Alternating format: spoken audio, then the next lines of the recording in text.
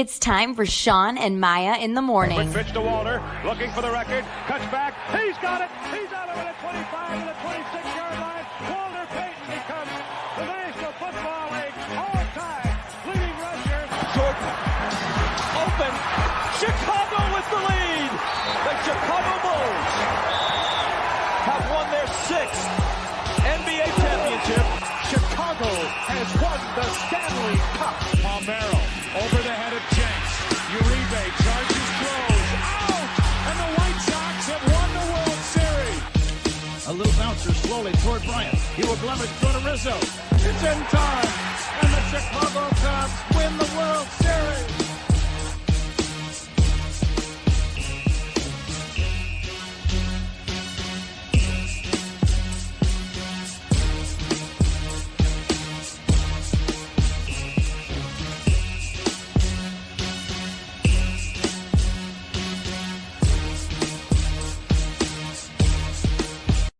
What up, what up, what up? Welcome to Shawn and Maya in the morning on this TGI Mickey Ficky Friday. It's the weekend, baby. I'll tell you what, I'm fired the freak up. Man, what a great start to the weekend. Guys, I'm your boy, the Superback Shawn Sierra. Thanks for tuning in. And, man, we have a phenomenal show. Now, listen, if you're watching this on Facebook Live, well, then I guess you found us on Facebook. And if you don't follow us on Facebook, tisk. Make sure you follow us on Facebook. SportsZone Chicago. Now, if you're watching this on our YouTube channel, excellent. And if you're not subscribed to our YouTube channel, once again, tisk, shame on you. Make sure you follow us on our YouTube channel, subscribe to SportsZone Chicago. Now, if you're watching us on the app, that's even more better. We love it. And if you're not following us on the app, if you have not downloaded the app, what the heck are you waiting for? Go do it. Wherever you get your apps from, download SportsZone Chicago. Buenos dias, Armando Emeterio Lara the third. No, you're junior. That's right. Mondo's the third, and your grandson's the fourth. That's right. That's crazy. Good morning, Papa. How are you? Good to have you back. Hey, listen, we got a great show, but we need you to get interactive with us today. But before I ask you to do that, I'd be remiss. And I was almost remiss by not bringing him on. I want to introduce him. Guys, he's the man behind the curtain, the whiz, the man who makes it all run smoothly. He is my Puerto Rican Swiss Army knife, Ivan Vargas. Ivan, what's up, Papa? How are you? I'm good, Shawn. Good sports day yesterday. I mean, for one team, I'll say we're 1-1 yesterday. We're 1-1, but a lot of news picking up with our football team, so that's good. But it's a good day, man. It looks like another sunny day. I know yesterday was a little colder, but man, I can't complain, dude. Can't complain. No, you can't complain in the middle of March. No. With the weather we're having, yeah, it's going to be in the mid-high 50s today. Probably hit 60, which is awesome. I'll take that. I will definitely take that. Guys, listen. I'm telling you, we have a phenomenal show for you at 10 o'clock. Our guy Keith France from the On Tap Sports Net, he's going to call in. We're going to talk a little Chicago Bulls action. The Bulls were in action last night over on the West Side, and wow. Hey, at least Lowry showed some life. I'll say that. At least Lowry showed some life. Well, we know that's not the issue, Ivan. We know he's got game. Mm-hmm. Every time when he's healthy, he snaps. Yeah. When he's healthy, that's the issue. All those words are perfect. All those words are apropos to Lowry marketing. When he starts performing, he snaps. Exactly. It's crazy, man. We're gonna talk to Keith France at 10 o'clock, and at 11 o'clock, you know how we do. Our guy, our boy from the Tape Never Lies Network, our guy Phil, the Draft Doctor Atoshin, the Draft Doctor Phil is calling in at 11 o'clock. Man, these rumors. Listen to all these rumors. We might have to lead that segment with that one, dude. We might have to come out of break with that segment with rumors, because even the instrumental works. That's fine. My goodness, all these rumors going on about this Russell Wilson deal. So we're going to talk to Phil Atoshin at 11 o'clock and see what the hell is going on. Do any have substance? What's he hearing all the way out there in Connecticut? We don't know. We're going to find out, and we're going to ask him a question. Why? Why did Vegas take the Russell Wilson bets off the board yesterday? Why? Vegas ain't into losing money. Vegas ain't into losing money. That's for damn sure. So they took the Russell Wilson bets down for a reason. We're going to talk to the draft Dr. Phil at 11 o'clock Central, so you definitely don't want to miss it. Why did Vegas do it? Because Vegas ain't trying to lose no money. That's how they roll. Hey, well, listen. So don't forget, 10 o'clock, Keith France talking Bulls. 11 o'clock, our guy, Phil Otoshin, talking Bears. Well, guys, you know how we do? The first segment of every show. Oh, you know what? I'm sorry. I didn't tell you. You can also tweet the show. You can tweet us at SM_mornings, at SM_mornings. Or you can also tweet us at SportsZone Shy. That's CHI, at SportsZone Shy. Now, if you want to follow me, just me, personally online, want to know what I did? Let me tell you what I did. Want to know what I did? Here's what I did. I made it nice and easy for you, folks. Nice and easy. One handle for Facebook, Twitter, Instagram, Snapchat. I don't even know what to do. All one handle at the Shawn Sierra. If you see a tape on my fingers, let me tell you. Let me address the tape. And I'm not doing my Ric Flair impersonation because, believe it or not, when I played football, when I was in high school and I was in college, and a couple times when I played overseas too, I didn't do it much when I got back to Chicago. I used to tape my fingers like Ric Flair did. Because he was my favorite wrestler. So we didn't see Ric Flair growing up. Ric Flair wasn't, because the promotion in and around Chicago was the AWA. Okay. So I never saw him live. We'd watch him on World Class Championship Wrestling when he was down with the Von Erichs every so often, because that was NWA. So I never got to see Ric Flair, but I loved him. And I used to get my hands on a lot of wrestling magazines back in the day. Okay. A lot of wrestling magazines back in the day. And, you know, he was the man, you know, he became my favorite wrestler way before, you know, now or even 10 years ago. We're talking the 80s, man. I loved him. So he would have these two fingers taped up, okay, or these four fingers.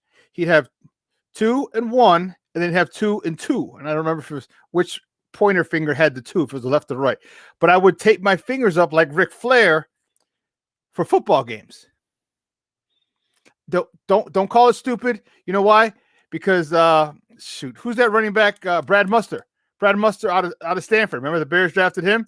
He wore a Ric Flair t-shirt underneath his uniform on game day. So don't come at me with and laugh because you don't know nothing about Slick Rick, Daddy. Woo! Because you don't know nothing about him. Don't trip. All right. Don't come at me. Anyway. So yeah. So I accidentally sliced my fingers. You got both of them? Yeah. Damn. So, what'd you? So apparently you're gonna laugh. I'm laughing now. You're gonna laugh more. So I was getting out of my cars when it happened. So I'm like, what the hell? I get out of the car. This was Monday. I get out of the car on Monday, and I go to grab the door to close it. I'm come back from CrossFit, as a matter of fact. So it's 6:45 in the morning, 6:30, 6:45 in the morning. I reach over I get out of the car at the gas station to grab my newspaper because I still like the physical newspaper. I don't like it online. I like the physical thing. So I close. My hand slides the door, and I go to close the door, and I'm like, whoa, what the hell was that? And I look, and my fingers are sliced. It got me from the middle finger, which wasn't sliced very much. You could just see the kind of break in the one or two top layers of epidermis. Came down here and down here. I was like, what the heck? And I was like, man, what's going on? I go, next day, I get out of the car, same thing, except now I sliced this finger even more. I'm like, dude, what are you doing? I'm like, and so then I'm trying to find on the door where this razor blade is on my door. I was gonna say, what kind of somebody chink do you have in that door that you got? Dude, it was crazy. So it took me like the other day because I'm not sitting there looking for the whole thing, and finally I found where it was. I'm like, okay, make sure I don't do that. But it's having a tough time closing because I've been going to CrossFit.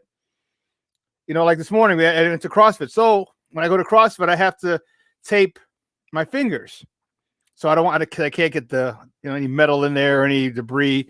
So that's why if you're like, why do you got tape on your fingers? That's why. Just in case you have to open up a can of whoop ass on somebody. I'm saying, you know what I mean? Like, I'm ready. You be too prepared. Yeah. Never. No such thing as being too prepared. That's for sure. All right. Well, listen, now that we got that important item out of the way, guys, you know how we do. The first segment of every show is called Top of the Morning. Just when you want it. Top of the morning to you. Top of the morning to you. Top of the morning to you.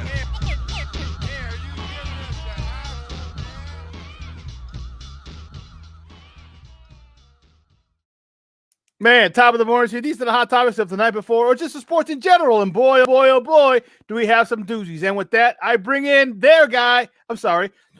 Top of the morning segment is powered by the Chicago Crusader newspaper. And with that, I bring in their guy. I bring in our guy. I bring in your guy. He's a man. He's our boy. He's got his paperboy hat on today. He's a guy. He is the sports editor over at the Chicago Crusader. And he's a guy you can find on Twitter at ACA Joe. Let's bring him out. Our boy, Joseph Phillips. Joseph, what's up, Papa? What's up, Papa? God bless. Good morning to you. How you doing? Oh, I'm doing great. Got your little polo on, little paperboy hat on. I see you, Papa. I see you. Yeah, man. This is my little newspaper look. Getting ready to deliver papers, man. I'm like the Pootie Tang of sports journalists. You know? Where the papers at? Everybody, I always tell people, they be like, man, you got your own language. I said, yeah, it's called Slanglish. It's a little slang, a little English, a little formal language. A little bit of country, a little bit of rock and roll. There's nothing like having slanglish, especially at a highly educated level that we have it. It's funny. Because if you don't get it, and you're like, okay, then I know I can only rock with you so far. You know what I mean? Right. You gotta know how to turn it up a little bit. I tell people when I'm talking, they listen to me talk. I said, yeah, I got a lot of street slang in me. So please excuse me because I wasn't always this formal, uptight British cat, So I had it a little bit. Oh no, Joseph, I think we have an idea. Whenever we bring up a certain player, I think we have an idea of how Joseph could get down if you want. Hey, leave Rudy Gobert out of this, Ivan. Rudy. Yeah. Hey, well, let's get right to it, man. The first top of the morning topic, the Bulls. God bless you, sons of biscuits. Oh, wow. Bulls fall to the 76ers. The depleted Philadelphia 76ers playing without Joel Embiid and Ben Simmons. They fall 127 to 105. You talk about an ass whooping at home without their two major stars? Come on, man. Lauri Markkanen led the way with 23 points, 7 for 7 from beyond the arc. Zach LaVine had 19 points. I think his streak was broke with consecutive 20-point games with that one. Kobe White had 18, 7. Kind of 1, 2, 3, 4, 5, 6, 7. 76ers scored in double digits. What the hell happened, Joe? Well, I saw this stuff live and in action and in real life, and it was actually more horrible in real life than it was on TV. Really? I had no commentating to save me. You see what I mean? So my feedback, and as I asked Billy Donovan last night, I saw the guards get destroyed off the screens. I saw them getting destroyed on cross matchups. Also, I saw them get destroyed at the rim. There was no protection at the rim. And it all goes back to two things. One, Wendell Carter Jr. playing soft, and for some reason he's always scratching the top of his head like he doesn't know what's going on. And then two, trying to implement Lauri Markkanen and Otto Porter back into the lineup, it kind of set us back. So whenever those issues take place, there's going to be chemistry issues. And I don't think it's fair to the guys who put in the work, like a Garrett Temple or Thad Young. They should have started last night, and we could have easily won that game easily. But because the organization wants to see what we have in Lauri, which is great offensively, But one of the things I wanted to ask Lori last night, I don't care how many points you score. Now that Zach LaVine is becoming a two-way player, guess who's next? You. Okay? I don't want to hear no more, oh, Zach is great. You know, he's improving here. He's improving there. No. Now it's time for you to step your tall 6'11", soft self up. Now, I know you made your threes. I don't care about that. I want to see you working on being a two-way player. That's what I want to see you working on next because Zach needs help. They were blitzing Zach on all the screen and rolls last night. He couldn't even – he really couldn't do anything. You know, he was under pressure most of the time. So we need some help. Zach needs help in that backcourt. That's all I can say. George Bayless said, hey, why is Gafford getting hate? You know, you mean, and I assume he means by lack of playing time because he just got back. And I'll tell you what, part of it was he would come into the game and just kind of ease into the game. Right. You know what I mean? He just kind of let the game come to him. And when you come off the bench and you're a sixth man and you're an energy guy, because that's what he is. Right. Okay. You can't come and ease into the game. You can't let, you know, your first possession, someone out jump you for a rebound. Right. Okay. Or someone get by you because you're not looking. You got to come in on 10. Okay. Right. You have to come in on 10. You just have to. Okay. Because that's your job. You remember Vinny the microwave. Vinny didn't ease into the game when he was the guy with the guard with the Pistons. He didn't ease into the game. They called him the microwave because he came in and he warmed up quickly.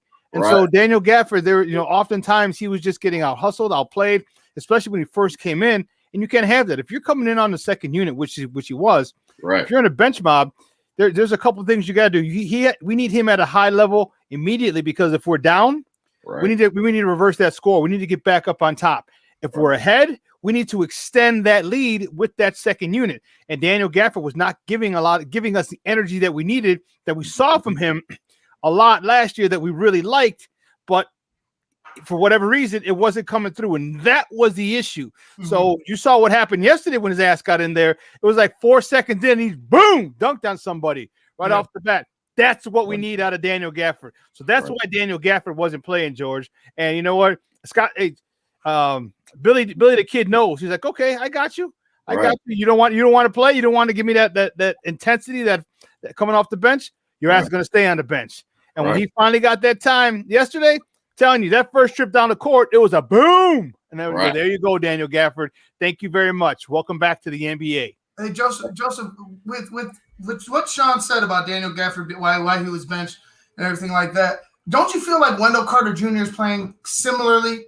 Don't you feel like that should be a point of conversation? Because I'm done. Like I'm done. Yeah. Like I said, you can't. I'm watching this guy. Okay, he's a nice guy. Don't get me wrong, but you cannot scratch your head every time someone dunks on you, or a guard comes by and snatch the ball out of your hand and run it down the court, and you're talking to the referee. We can't have this anymore. I mean, like. We have no physical presence down low, and teams know that. How in the world is a second-string center posting double-doubles against you? I mean, the first play of the game, he took it straight at you. Yeah. Would you? I mean, you didn't do anything but just hold your hands up like. Yeah, Joe, how many times did old ass Dwight Howard just move him out of the way? He wasn't even a factor. With one arm. Move his ass out the way. Wasn't even a factor. Listen. First of all, you two got to come off the ledge. I'm frustrated as well. Okay? I'm frustrated as well, but you have to remember, we talked about this the other day. This dude's 20 years old. I don't want to hear that. Okay, then don't hear that. But I'm kicking it. Then I don't want to hear your nonsense about LeBron. Hey, I don't want to hear that Listen, either. He's 20 years old. Okay, and here's the deal: when you talk about how can Dwight Howard push him out of the way. First of all, Dwight Howard's strong as an ox. Second of all, Dwight Howard is a KG veteran. Third of all, add all that together. Add 1 + 2, and that gives you 3. Those combined, he's got to understand. He's still learning Billy's system. And don't get me wrong, I'm not there's going to come a point in time where he's going to have to step his game up. I say midway through this season, and as the learning process of Billy Donovan's offense and defense should be intact, at the midway point of the season, I'm not going to be as forgiving. But again, this guy's 19 or 20 years old. Okay, these kids are young. You can't expect them to be superstars at this age. Very few people are superstars at this age. Even Kobe wasn't a superstar at this age. LeBron wasn't a superstar at this age. KG wasn't a superstar at this. And when they came out, they were not that. So you have to give them time to develop. And also, what you have to do, you have to unlearn some of the shit that you learned under Jim Boylan. There's a lot of crap that these guys had to deal with last year that shouldn't have that professional players shouldn't have to deal with. They have to unlearn some of those things. I'm not going to disagree with you. He's got to step his game up. Okay. I'm not going to disagree with you. The fact that he's got to come in here. He's got to have a little more attitude. There's got to be a little more nastiness out of this son of a gun. You can be quiet and not say stuff and be nasty. You know what I'm saying? You don't need to talk, and you don't need to talk to let people know and let opponents know you're nasty. You don't need to talk. Right. You just need to play. Daniel Gafford, he's not a big talker, but you can see early in the season and yesterday, that first trip down the court, you saw how nasty he got. So this is what Wendell Carter needs to do. Okay, soft-spoken doesn't matter, doesn't determine how nasty you are. He's got to find that switch, and he's got to turn it on. He's got to start dunking on people. He's got to start taking hard fouls, because you can't just let people run in the lane and dunk on you and lay it. If they're dunking on you, I'm taking a hard foul. Just so you know, don't come in here with that shit again, because you know you might get an elbow to the face. End of story. There's got to be some repercussions. You've got to take a stand, and he's learning that. But we need a veteran to say, "Hey, listen, you got to do something extra, so that to let people know that you just can't come in here all willy-nilly if you're a 6'4", 6'5" guard."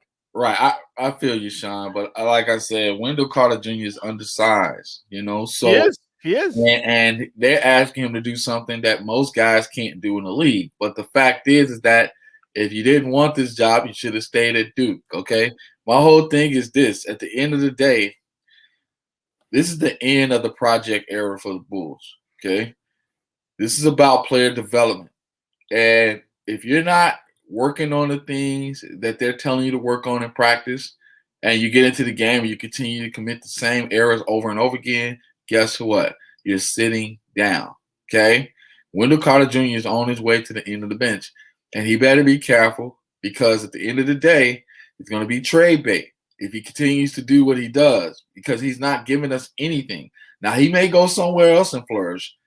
I'll be proud of him. But at the end of the day, I don't think he's mentally tough enough. I really don't. And you have to give him a year. You have to give him this year. You have to give him this year. You had no player development person last year. Now they have a whole department. Okay, now there's a whole department, a player development department. So you're gonna have to give this kid a year. And I know it's gonna suck, because there's gonna be times like yesterday where you want him to be nasty, you want him to be more advanced than he is, but he's not. We got to give this guy time, dude. If in 5 years this dude's gonna be 25 years old, barely scratching the surface or barely reaching his prime, there's a lot to learn, a lot for him to do in that 5 years. And this is the first year that we've got a front office who believes their lifeblood is player development. Look at the Denver Nuggets and what they're doing. There's some guys that I don't even know their name. I hadn't even heard of them before, and they're making the playoffs and making noise. So let our player development department work on these guys. Because you have to see what you get. You can only watch film for so much, and you get an idea. But once you get them in person, once you get them in games, now you see, okay, this, and this. Here's where now we can go to work mid-season and try and change things. I'll give them one more year, the end of this season, or toward the end of this season. Because after come down the All-Star, not the All-Star break, come toward the playoffs, as the playoffs start getting closer, he better start having that figured out. He better start getting that little thing, that little nastiness or something, because otherwise he will be trade bait in my book. I heard a coach say this the other night. This is sometime last week, and I was listening to him pretty much giving his players feedback during the game. And one of the questions he asked his players, he says, "Do you watch basketball? Do you watch basketball?" Okay? And if you do, you wouldn't be doing the crazy stuff that you're doing. What I'm saying is that, dear Wendell Carter Jr., get off of Call of Duty, get off of NBA 2K, get off of Madden 2021, and watch some basketball, because the stuff that you're doing, this is kindergarten stuff. This is not player development stuff. This is kindergarten stuff that you should know, that you should have learned on a grammar school level, on a high school level, and on a college level. How did you get through grammar school, high school, and college without knowing basic fundamentally plays? And I know AAU has pretty much spoiled a lot of kids, but at the end of the day, there's nowhere in the world that you haven't watched Al Horford play. There's nowhere in the world that you haven't watched video on pros like Kevin Garnett, who's gonna go at you, on both ends of the floor. He's not gonna back down to you. So we need that fight. And even as a big man, that's a mentality you have to have. How you gonna be a big man? You got a point guard mentality. I don't get that. So all that softness, it has to go. I'm tired of it. I can't baby him no more. We've been babying him for how many years, Shawn? 3? No, this is season number 3. Yeah, two seasons. Well, he's been hurt, so you can't really baby him when he's hurt. But I'd say a good season and a half. Nah, you had to call him out for the thigh bruise thing, and guess what he did? I did call him out. I called him out, and he got his butt up. Right, he got his butt up and got back out there 2 weeks later because he heard you calling him out, and not just you. He heard the rest of Twitter calling him out. Dude, how are you out for 5 months with a thigh bruise? Are you kidding me? Get your soft self out there. And the same thing go with Laurie. All this jumping in and jumping out of the lineup is knocking the chemistry off the team, and I don't like that, man. It's destroying all the work that we're putting in. If I was Billy Donovan last night, I would have benched Laurie, and I definitely wouldn't have played Otto Porter Jr. into the second half because he wasn't ready. Okay? He looked lost. He looked lost. They had a lot of unforced turnovers, and that was really unfortunate yesterday in the beginning of the game, and it was frustrating. I think they went like 3 or 4 trips down the court, where it was a turnover. They got the ball stolen. Bad basketball. And one of them was with Otto Porter Jr., where he just not ready. Just not ready. So I don't know. We'll see. Well, listen, we got to take a quick break, and on the other side of the break, we have more top of the morning topics. So don't go anywhere, folks. Keep it locked right here. Shawn and Maya in the morning on SportsZone Chicago. Hi, this is George Iceman Gervin. I listen to Shawn and Maya in the morning. AutomotiveMap.com presents the Sports Flash on 1330 and 95.9 The Zone.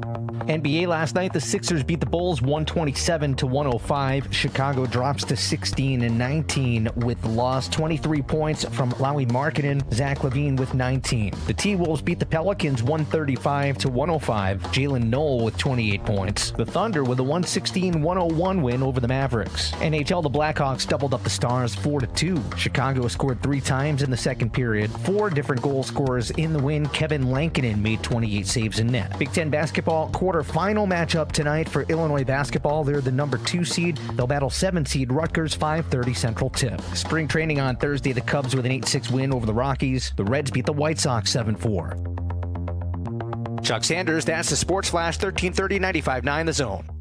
What's in store for your business this week at Staples? Printing you new signs for the times. Get back to business with custom printed signs and sales materials. Staples has hundreds of designs to choose from, or just upload your own. And now at Staples, get 15% off signs, posters, or decals when you spend $75 or more. Some items printed same day when ordered before 2 p.m. Save big on custom printing at Staples. Ends 5/29/21. Exclusions apply. Limit 1 offer per customer. See store associate or visit staples.com/signage for details. Receive a $5 rebate by trading up a non-contact thermometer toward an Exergen temporal scanner purchased at any retailer. Fever is a leading symptom of COVID, and using an accurate thermometer has never been more critical. In published studies, no-touch thermometers miss more fevers than they detect. While the new COVID vaccines are becoming more widely available, it is important to make sure you are protected. Monitor for fever with an accurate thermometer backed by more than 80 published peer-reviewed clinical studies. Details at Exergen.com, where accuracy matters. Welcome back.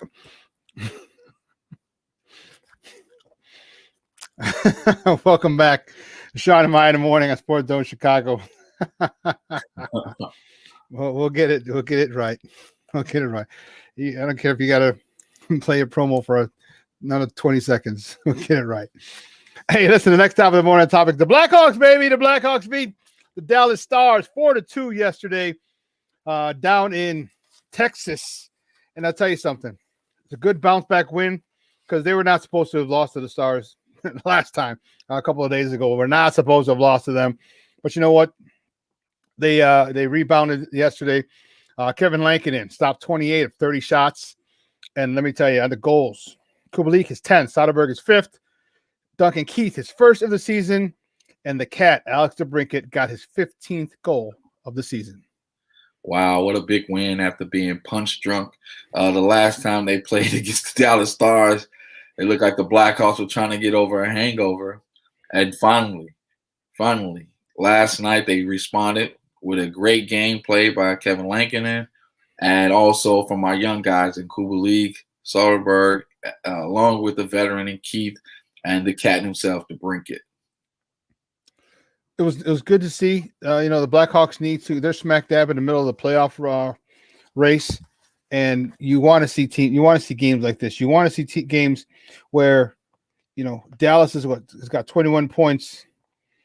We've got 33 points. We should have had. There's no way we should have lost to them last time, and I think they made up for it. I think again they're starting to learn. These kids are young. It's very similar to the Bulls. These kids are young, and I know some of the guys were on the team last year that went to the playoffs, and that was huge. And I'm going to reiterate it till the cows come home. That playoff experience for those rookies is invaluable. You just can't put a price on what they learned. Now the youngsters, now they're better, and now the youngsters, now the rookies this year, they're not used to that level. They got a taste of it last week when they played the Tampa Bay Lightning. And as youngsters, you a lot of times you have to deal with complacency. Right. Okay, because a team is not as good as you on paper, you don't take them serious. This is where they have to grow up. Right. They need to take every game as if it's a playoff game, and basically be professional. You know what I mean? Give respect to every opponent you face, because every opponent you face can beat you. That's right.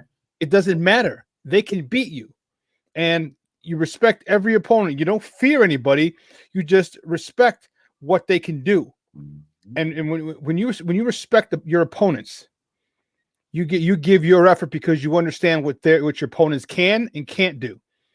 And that's where the Hawks need to get to respecting their opponents on a nightly basis. Not fearing them, right? Respecting them. Right. And when you respect your opponent, trust me, the W's will start to pile up in the win column, along with finishing off your opponent. That's another form of respect, because a lot of times, like you said, I was saying the other week, people take their foot off the gas and think, "Oh, this game is won. Oh, let's take off the equipment. Let's chill. Let's ice our knees like the '96 Bulls." You remember how the '96 Bulls was? They'll be up 20, 30 in the third quarter.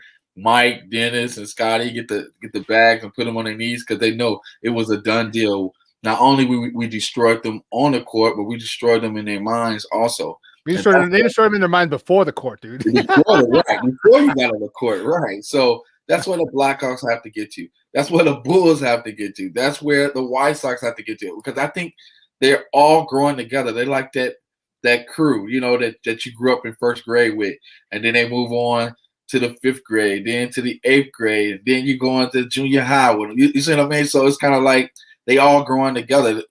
Pretty much, they coming out of being the freshman class to being that varsity crew where we're no longer rocking on level 1 anymore. We're rocking on level 4 now. So that's the mentality the Blackhawks have to have. That's the mentality the White Sox have to have, and that's the mentality the Chicago Bulls have to have, because they all got young cores and young teams with a little bit of playoff experience or a little bit of playoff exposure. Yes, I couldn't agree more, Joseph. I couldn't agree more. Let's move on. Next top of the morning topic. Bears sign them, baby. They sign them. MVP. Cairo Santos gets re-signed by the Bears. 3 years, approximately. It could be up to $11 million. We had a big issue a couple of years ago with the double doink, and the kicking position was one that we were really concerned with here in Chicago. It was one that really haunted us. You saw You saw the angst of what's his name of Staley, the bear. Yeah. You saw that, and when he's like, oh, because it double doinked. Okay, and we didn't know what to do. We're like, holy cow, we need a kicker. We had some issues the year before, but then Cairo Santos, because Eddie Pinheiro was hurt. Eddie Pinheiro did pretty good the season before. Right. Let's not get it wrong. He did okay. Right. Okay, he was good. I think they're still going to bring in competition, and then he got hurt. And when he got hurt, this is one of the guys they brought in, and Eddie Pinheiro might be Wally Pipp. Wow. Actually, as far as the Chicago Bears are concerned, he is Wally Pipp, because now they just signed Cairo Santos 3 years. It could be a 5-year deal, but the last 2 years are voidable for salary cap purposes. Well, shout out to the MVP of the team and the most consistent player on the team, Mr. Cairo Santos, and he deserves every bit of it. I mean, he was excellent. He broke Bears records in his first season. And like I said, out of all the negativity that took place this season, he is the most positive outlook for this team. And well-deserved. He earned it. And hopefully he can continue this next season. Because now that we have our kicker, we're guaranteed 3 points on the board, whether we have an incompetent quarterback or not. Because if it wasn't for him, we'll be putting up goose eggs. This is what we need. All right, we have this area addressed. So thank goodness. And Javier De Leon, like, finally a kicker. Yeah, you're right. Because we felt so confident in this guy. We felt super, super confident. And I can't tell you last year one time that I was like, I don't know, let me say that. At the beginning, we had to figure out who he was. Okay, like, who is this guy? He looks good. Okay, but once after the middle of the season, I didn't have any worries. Like, okay, I feel confident. I think he'll make it. It's not going to be a big deal. And he did. He did. He made 94% of his field goals. He missed 2 field goals last year, 46 and 52 yards. That's it. Right. That's right. Damn it. Go Bears. See that right there, buddy? That's your IQ. That's right. Big guy. But that's but you know what? But that's huge. That's huge to me, and I think that's one area that we had. But now here's my question, or here's my concern. Don't get off fat off the hog now, and not go into camp with it, or go into it with a chip on your shoulder. You're fighting for a job last year. You're fighting, if not with the Bears, with somebody else. There was a level. There was the eye of the tiger, so to speak, that you were coming and kicking with. You got to keep that. You got to keep that, son. You got to keep. You can keep that. Then you know what? Then the Bears are going to be a lot better than we think. Exactly. And now, like I said, we have our receiver on board, one of our top offensive players. Now we got one of our best special team players on board in Santos. Hopefully we can get Cordell Patterson on board next, because he was a Pro Bowler last season. So, let's keep building our guys. Let's get these key offensive pieces back to our team so that we can compete again in 2021. Wow.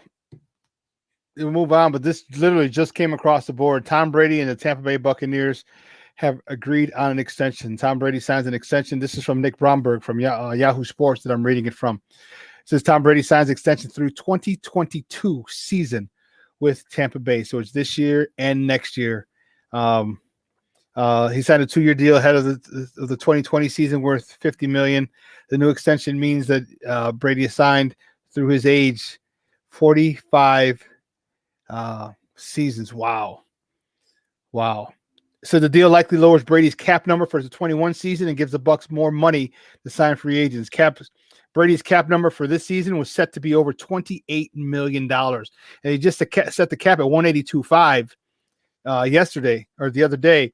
And to have 28 million of that from one player, and I know who he is, but you still need other resource to delegate your resources other places. So that literally just came across the board. Tom Brady got a new deal, an extension with And it might just be. It seems like it might just be for cap purposes, but that's fine. That's fine. They're happy, and you know what? I ain't mad at you. Let's go on to the next top of the morning topic. Why? I said it before. Why did Las Vegas take down the Russell Wilson bets? The next team bets on Russell Wilson. Listen, Vegas don't like losing money, Joseph. Vegas don't like losing money. And then the odds for the Bears to sign, the Bears to land Russell Wilson, those odds dropped as well in Vegas. What is that all about? This is what it tells me, because Vegas is plugged.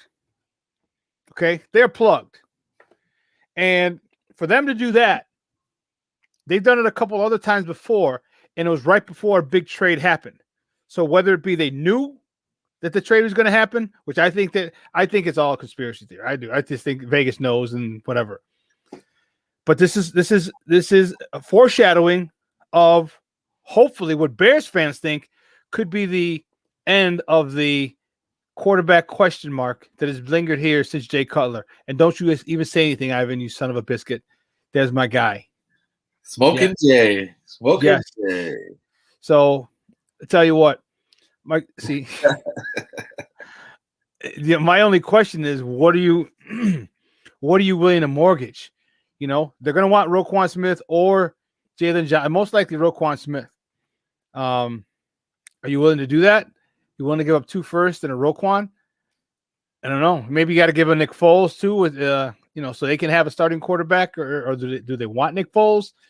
I don't know. But Vegas took him off the board, and there's got to be a reason why. Vegas doesn't do stuff just because. They don't just pull someone off the board or bets off the board for no reason. They know something's about to happen, and I think we all know. Chicago Bear fans are hoping, but we'll see. Yeah, I saw Jared's post yesterday, and it really kind of discouraged me. I don't know if you read it or not, but he was like, according to a source close to the team, he said that Russell, it's a possibility that he might stay with the Seahawks. So when I saw that, I was thinking about you, Shawn. I was like, man, maybe Shawn spoke to Jared. And I was like, well, maybe they had this conversation. But Jared says that it all comes down to what Seattle wants to do with him. And I believe he says that if they decide to trade him, I think the Bears are going to be that top team that he decides to go to. Yeah. And whatever we have to give up to get him, let's do it. I think our defense is aging. So when it comes to a player like a Khalil Mack, I love him. Don't get me wrong. He doesn't get any calls. So maybe we're going to have to rethink that position and, probably have to give him up to get Russell Wilson. You can't give him up, dude. They're not taking that contract. That's right. They're not getting rid of one huge contract take out in exchange for another. That's not happening. That's right. They're not gonna take Khalil. No.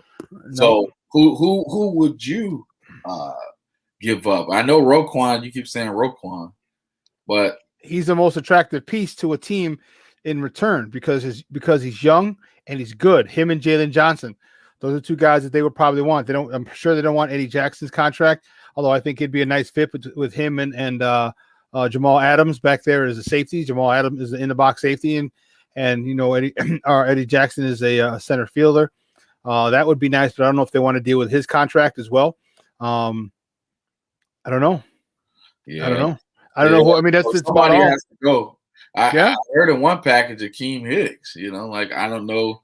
We can package him, sign him, and then package him and send him over there. I don't know. Well, he's got a year left on his contract, a year or two left on his deal.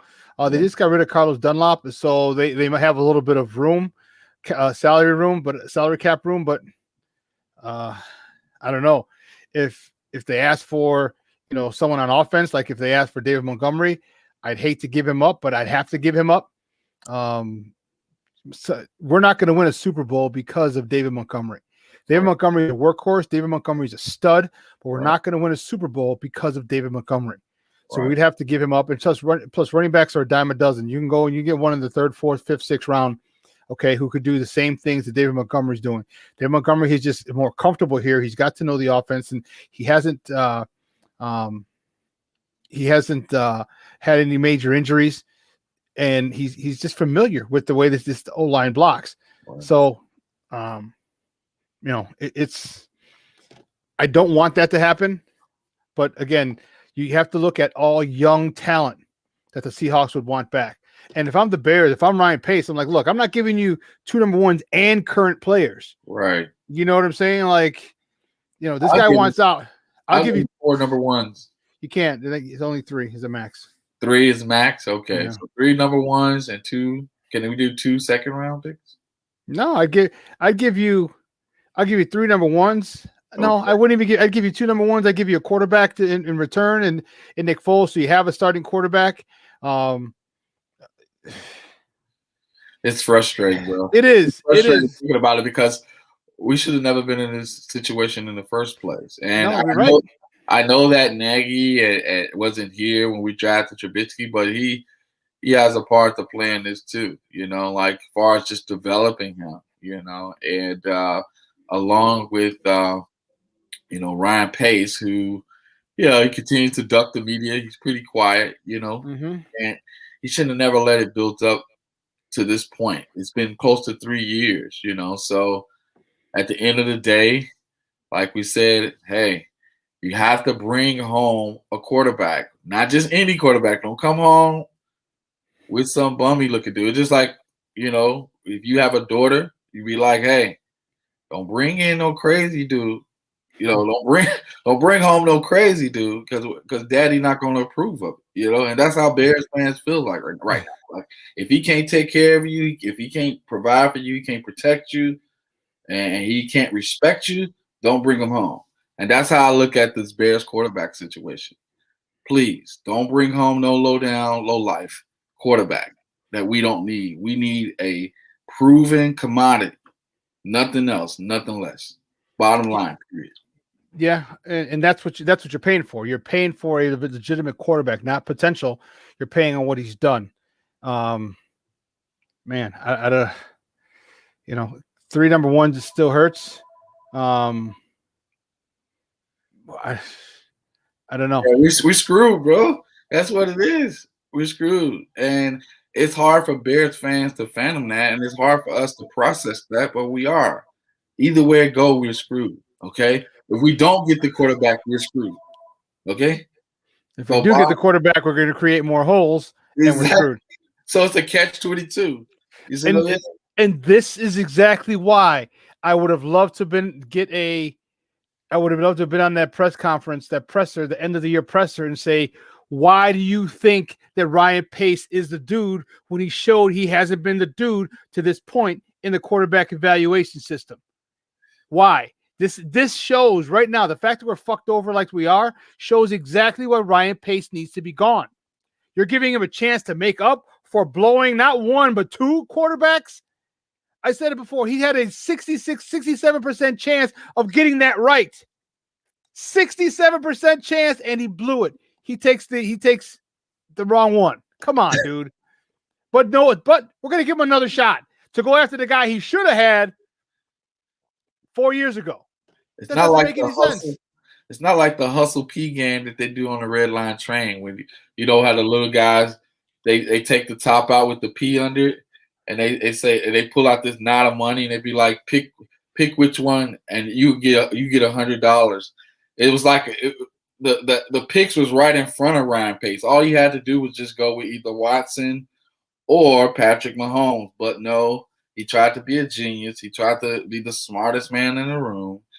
He went Gar Forman on us. He did what he wanted to do, and now he's paying for the consequences. This is what bugs me about a lot of these publications, and when they draft, like who evaluates this stuff? And I know it's not a science. There's no science to it. Okay. But you have to understand factors. You have to look at certain things. Okay. The fact of the matter is, when you have a Mitch Trubisky who can't start for 2 years at North Carolina. Okay, you have to say, okay, well, who's blocking him? Okay, who's stopping him from, is this guy the ACC? Is he the leader of North Carolina, leader in passing yards? Is he up there in the history of the ACC that Mitch can't get by him? Because let's not forget, Barry Sanders had 1 year at Oklahoma State. That was because another Hall of Famer, Thurman Thomas, was in front of him. Right. So you see why Barry couldn't get on the field, because he had somebody else. So you understand that, okay? Right. But who was in front of Mitch? Marquez Williams. Okay, he bounced around the CFL. Okay, I think at best. And so you mean to tell me that Mitch can't beat that out in college, and you expect him to do better in the pros? These are the things that you look at, and the scouting department it's frustrating because none of you thought of that. None of you said, "Hey, why couldn't he get on the field?" Hey, remember that video they show of Gar Pax and John Paxson high-fiving each other after the draft? And I think they were going after who was that year? Doug McDermott. And they was like, we got him, and they gave up Jokic to Denver, and I'm like, what are you high-fiving? Not like he's good or anything. This is exactly what the Bears are going through right now. We're high-fiving from 4 years ago, and guess what? We're paying for every moment of it. So it's like the Bears getting rid of Fernando Tatis, or the White Sox getting rid of Fernando Tatis Jr. for James Shields. They were high-fiving. We got a veteran pitcher in that number 4 or 5 rotation. Don't worry about this kid. Man, I know you win some, you lose some, but God bless it, man. Yeah. I for once, I would like for the Chicago teams, my Chicago teams, to be on the winning side, right, of those trades. Like, damn, you only gave up that for that, right? You gave him up for that, and we come out on the winning side of those trades. Hey, can I find a video of Gar Forman and Paxton and them high-fiving after them thinking they were winning the draft? You remember that? You remember that? Sure I can. Okay, I don't know if you could or not, but that keeps going through my mind every time I think of Ryan Pace and the Bears organization. We're high-fiving for no reason. Yeah, well, listen, let's move on. We got a couple more minutes before we have to the next top of the morning topics. My White Sox, goodness gracious, great balls of fire. My White Sox lose 7-4 to the Cincinnati Reds yesterday. Don't do that, dude. Don't do it. Don't do it. Don't do it. Ray Lopez was a starter, 3 innings pitched, 6 hits, 5 runs, all earned, 1 walk, 2 punch outs. He looked not very good, but in relief, Carlos Rodon came in behind him for the 4th and 5th inning, 2 clean innings, 2 hits, 0 runs, no walks, and 1 strikeout. At least you're scoring runs. Give me 4 runs, but man, this is not good. Yeah, I know Tony 2 Chainz is sitting back in the cut just watching, like, this guy's not going to be on the team, this guy's not going to be on the team, and this guy's definitely not going to be on the team. The guys have fallen to 1-7, my Chicago White Sox. Yeah, Tony's ticked off. I know he is, and he's probably just weeding out the weeds right now. He's just weeding out the weeds. Like, okay, if you're not going to produce in preseason, guess what? You're out of here. And some of these guys, they don't even know they're on their last straw. So at the end of the day, I know Tony is sitting back watching, because I know these games don't count, but he's watching who's competing and who's not competing. And when it comes to the regular season, some of them are going to try to turn it on, but it doesn't work like that. You have to prove to him that, number one, if you're serious about winning the World Series, it starts now, okay? The Bulls, I can go back into the championship days of the Bulls. I know there was times when they used to lose preseason games and they didn't care, and then the regular season came and they turned it on. But this White Sox team, it has so much hype behind it where you don't want to lose so much in the preseason where your fan base is like, okay, all right, that's enough, So, and I know you're tired of them losing, Shawn. You do want to see them win something before the regular season starts, because there are some areas of concern. I don't know what those areas of concerns are for you, but I'd like to hear them. Yeah, well, we'll save those for next week. Just one of them is just scoring runs. Right now, they're not scoring runs, and they have a lineup that's too potent. 1 through 7 or 8 are legit, and the other batter or two are slap hitters who can hit 300. We're talking Adam Eaton. We're talking Nicky Two Strikes. Nick Madrigal. So we have guys who can slap the ball around the field, and we have guys who can, and everyone else can knock it out of the park. So while we're not knocking it out of the park, while we're not getting guys on, why we're not getting them on, getting them over, getting them in, is really, really frustrating for us. And that's my biggest issue right now. So let's just leave it at that. So let's move on to the possum.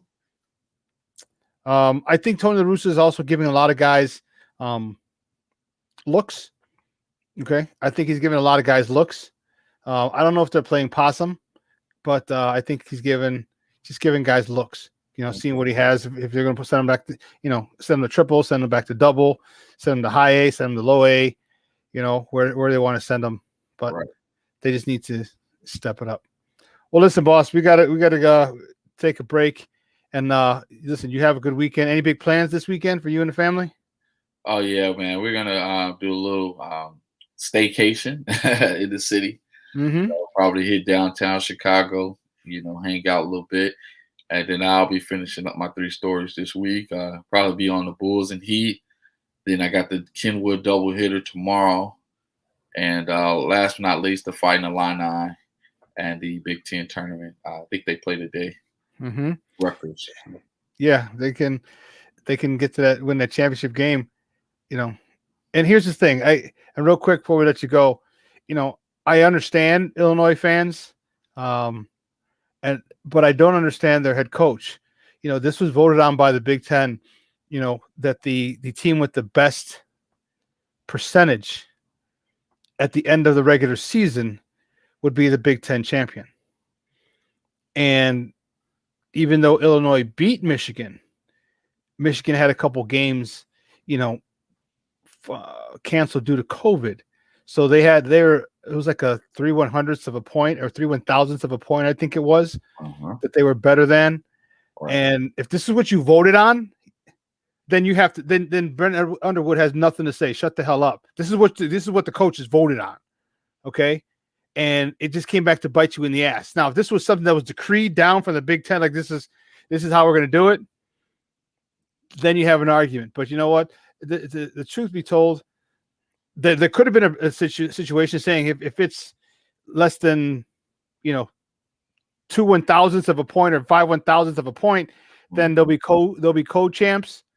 But that was voted on before. So here's the thing: just doing the whole tournament, so you got to worry about it. And beat Michigan's ass again. All right, when you get to them and say, "Hey, listen, first time wasn't a joke. This time we're gonna whoop your ass even more."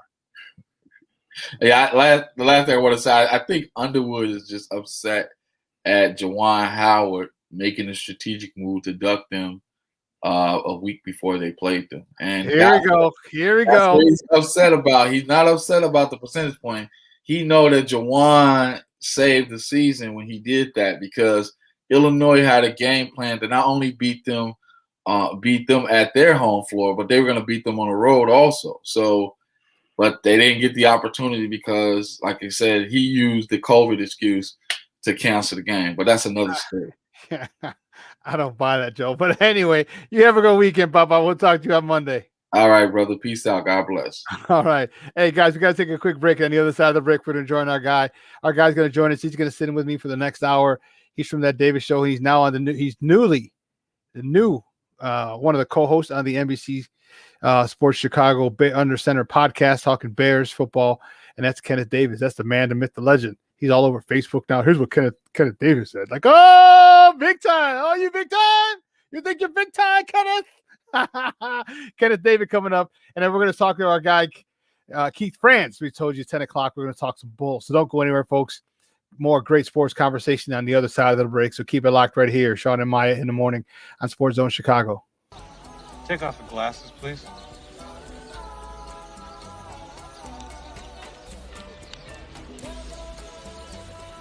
You look familiar.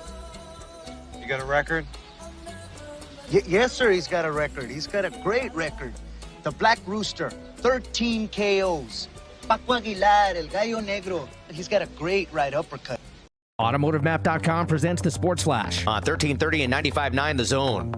NBA last night, the Sixers beat the Bulls 127-105. Chicago drops to 16-19 with the loss. 23 points from Lauri Markkanen, Zach LaVine with 19. The T-Wolves beat the Pelicans 135-105. Jalen Noel with 28 points. The Thunder with a 116-101 win over the Mavericks. NHL, the Blackhawks doubled up the Stars 4-2. Chicago scored 3 times in the second period. 4 different goal scorers in the win. Kevin Lankinen made 28 saves in net. Big Ten basketball quarterfinal matchup tonight for Illinois basketball. They're the number 2 seed. They'll battle 7 seed Rutgers, 5:30 Central tip. Spring training on Thursday. The Cubs with an 8-6 win over the Rockies. The Reds beat the White Sox 7-4. Chuck Sanders, that's the Sports Flash, 1330 95.9 The Zone. What's in store for your business this week at Staples? Printing you new signs for the times. Get back to business with custom printed signs and sales materials. Staples has hundreds of designs to choose from, or just upload your own. And now at Staples, get 15% off signs, posters, or decals when you spend $75 or more. Some items printed same day when ordered before 2 p.m. Save big on custom printing at Staples. Ends 5/29/21. Exclusions apply. Limit 1 offer per customer. See store associate or visit staples.com/signage for details. Receive a $5 rebate by trading up a non-contact thermometer toward an Exergen temporal scanner purchased at any retailer. Fever is a leading symptom of COVID, and using an accurate thermometer has never been more critical. In published studies, no-touch thermometers miss more fevers than they detect. While the new COVID vaccines are becoming more widely available, it is important to make sure you are protected. Monitor for fever with an accurate thermometer backed by more than 80 published peer-reviewed clinical studies. Details at Exergen.com, where accuracy matters. Welcome back to Shawn and Maya in the morning on SportsZone Chicago on this TGI Mickey Ficky Friday. It's the weekend, baby. Woo, it's a high of 57. Woo-wee. 57 today. That's what I'm talking about. I like that kind of party. Listen, let's bring in our guy, man. He's going to sit with me for the next hour. I am fired up to talk with him. And I'm very happy for him, his new gig, man. He's earned it. He's deserved it. He's put in his work. He did the time. He is the host of that Davis show. And now he's on the NBC Sports Chicago Under Center podcast talking Bears football. Let's bring him on, man. Kenneth Davis. Kenneth, what's up, Papa? How are you? Yeah, I'm mute, Ken. Yeah, I'm mute. You hit me with the sign language. My mother used to teach me when I was a child. Didn't sit. My bad, guys. What's going on, bro? Man, how you doing? I'm good, man. It's Friday. I'm gonna grab my niece. Let the Rona come over this weekend. Her mother called me and was like, "Can she spend the weekend?" I can't say no. She's my niece. So bring the Rona over. All right. So yeah, I'm gonna do that this weekend. Nothing. What's popping with you, man? What's new? Not much, dude. Not much. We got a Rona party tomorrow. It's a daytime. That daytime Rona party, baby. That white party. The green party is St. Patty's Day. So we got to have our green on. Where you going? Thanks, Armando. It's going to it's called Local 83. It's on 83rd and Pulaski. It used to be called Groucho's. No more information. Don't give them that. Shut that bad boy down. Oh. Don't you say that. So don't tell anybody. Don't tell anybody. But yeah, so I'm gonna go. I got actually meet a buddy up there. I haven't seen him in a while, a couple years. So he's coming in. He's driving in from Evanston. He's like, I got people on it because he actually brought it up. He's like, hey, are you going to this party? I was like, yeah, dude. I was thinking about it. He goes, I might go. I was like, well, let's go. I haven't seen you in a minute. He's like, yeah, I bet. So then we went. I went to go buy my ticket, and they were sold out. And I was like, damn. I'm like, oh, but wait a minute. You are the superback. Right. I was about to say. Unfortunately, I know the guy who owns the bar. I was about to say, the guy that owns the bar. And I know the guy who's promoting the party. Mm-hmm. So like, hey man, I was like, can you give any 2 more tickets? Like, I'll open up. They opened it up, and I just bought me and Chris's ticket. And I was like, hey Chris, I said, I got your ticket, dude. I said, he's like, I'm gonna sell you the money. I said, either that or you can buy me a drink, bro. One or the other. So right, no biggie. Yeah, so see, but as you get older, Ken, daytimes are great. Okay. Daytimes are great because it's 12 to 8. So if you want to get there like 1-ish, 2-ish, you can go to like 5 or 6-ish. Okay, get home.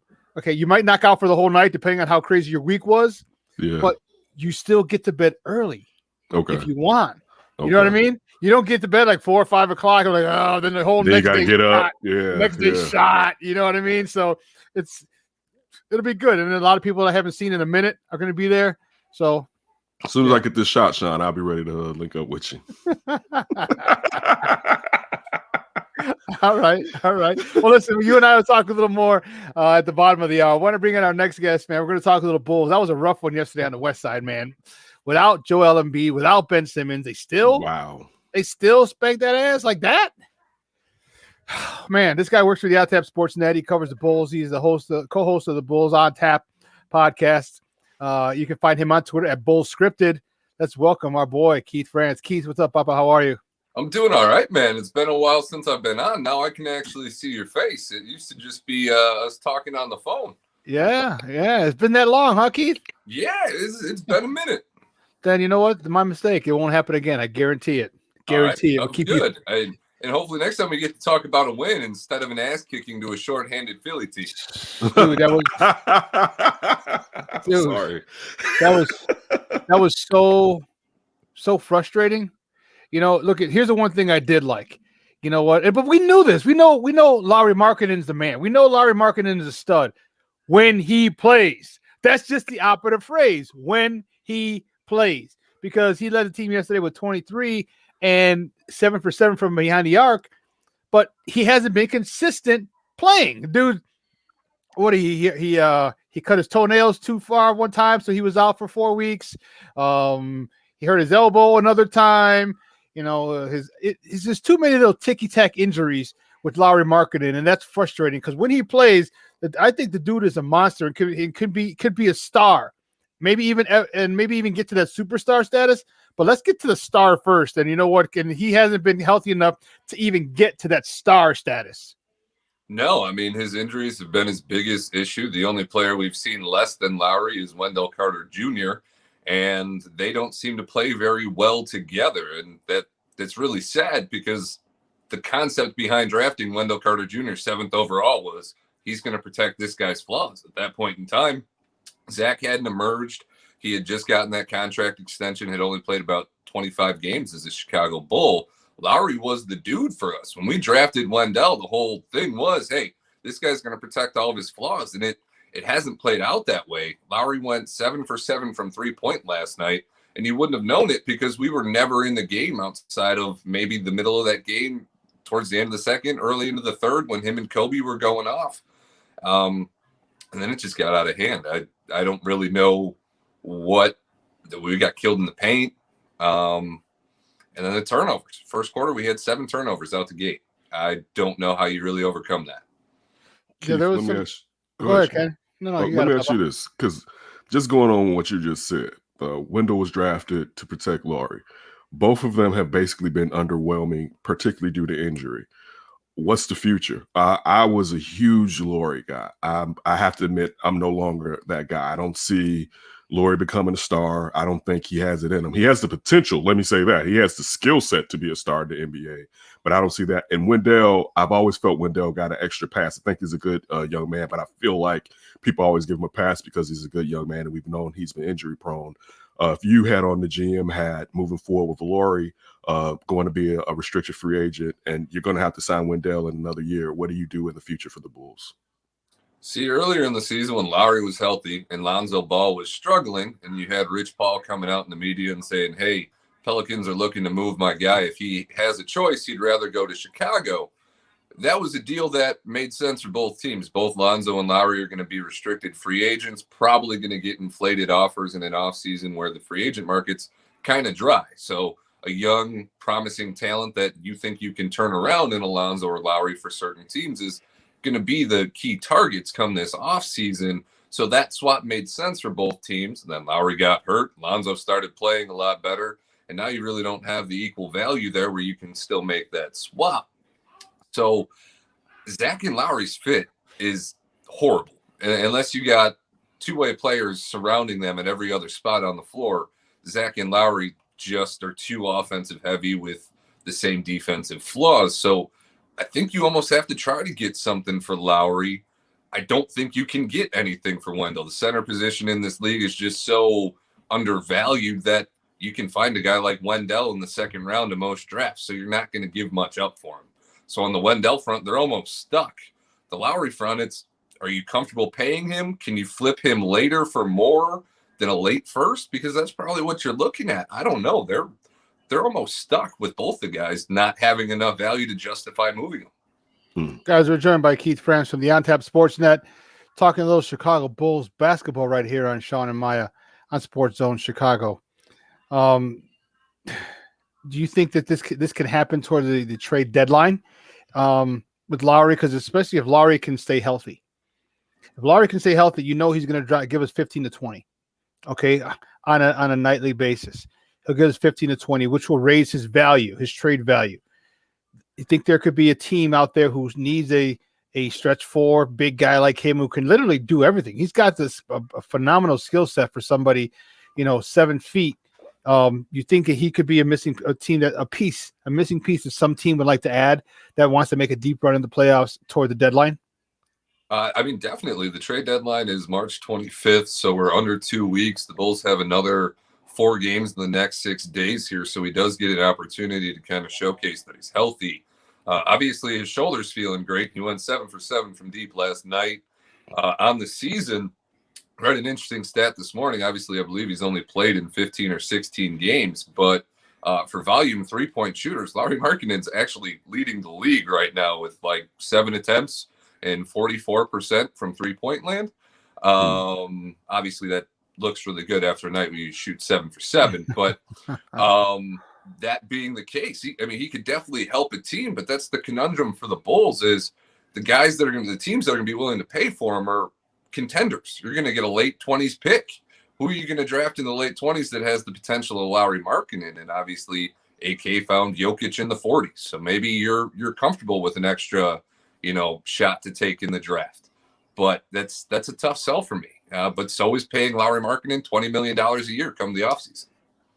I totally feel you on that, Keith. We will be sitting here a year or two from now like we're playing Lauri $20 million and Lauri is hurt. And Again? It's just like, oh, here we go. And then we're waiting to get that money off the books, right? All in 2 years when Lauri contracts comes off the books. We're going to be ready for free agency. He's our new Otto Porter. Money and you're paying him, and you're like, shit, we could have paid this guy just $20 million. I'm with you. I hope that. I would hope. But the proof hasn't been in the pudding. Listen, my bias for Lauri makes me want that to happen. But being a realist, and I've said this on here before, when we grew up, a guy, and he hasn't even done it because he's been hurt, a guy finally getting it back together in his contract year was a warning sign. It was like, oh, you're one of those type of guys, right? We were expecting that out of Otto Porter this year. We thght we were going to get lights out play, and instead the guy just doesn't want to play basketball. And I'm good with the $28 million. I'm good. Look, I want you to stick there because that's where I was going to go. Just talking about the trade deadline. So, what do you expect? What do you expect, and what do you prefer? All right. So, Otto Porter and Thaddeus Young. Should the Bulls hold on to these players to try to get into the tournament, basically, with being one of the last 3 or 4 teams, or do you sit there and you move those players to try to get assets? What do you think would be best for the team? I think if you have performances like last night, you have to cash in. I think the team's play has to dictate what you do. If you're going to steal some wins against good teams, we've beat a lot of the teams that we're supposed to beat this year, which is an improvement on last season. But last night was a game you were supposed to win against a shorthanded team, and we got our ass kicked. Yeah, I couldn't agree with you more. And what do you think was the issue? I mean, you knew who they were going to. I mean, Tobias Harris was literally their only guy that you had to stop, and Tobias Harris led them in scoring. You didn't hard foul him, you didn't double team him, you didn't make it difficult for him. What the hell was going on with the defense? He's taking it to the cup, trying to dunk on people, and there's nobody willing to stop the ball. What happened with that Bulls defense yesterday that had been okay at times, but yesterday it was just god awful. They employed the Swiss cheese defense pretty good. No, I mean, the Bulls' issue with this lineup that they're running, and it's hard to tell what the front office really wants. We knew they were going to focus development, but we are running out one of the youngest starting lineups every single night. We have options. We can throw some veterans in here and mix it up and maybe, give the appearance of trying to win a little bit more starting games. We tend to finish games with the veterans. We seem to get after it and want to close right, but we always get off to these slow starts, and a lot of it has to do with starting a heavy offensive lineup without the defense. And all these guys are 20 years old except for Zach LaVine. So you're putting Zach in a tough spot. And I think that might be more telling of how they play out this deadline. They might not be buyers or sellers. They might just let everything play out and make the adjustments in the offseason and finish the commitment that they made to evaluating what's here without adding outside factors to that. Keith, you know what? Let me tell you, that's what I was saying when I talked in the top of the morning segment, the first hour. I'm like, you got to give them this year. Okay. Because now think of all the stuff that these guys have to unlearn from Boylen. Think of all the bullshit that they had to deal with. If you're a third-year player or second-year player, 1 or 2 years or a year plus from Boylen. We didn't have a director of player development. Now we have a department now. So this is something that AK takes so serious.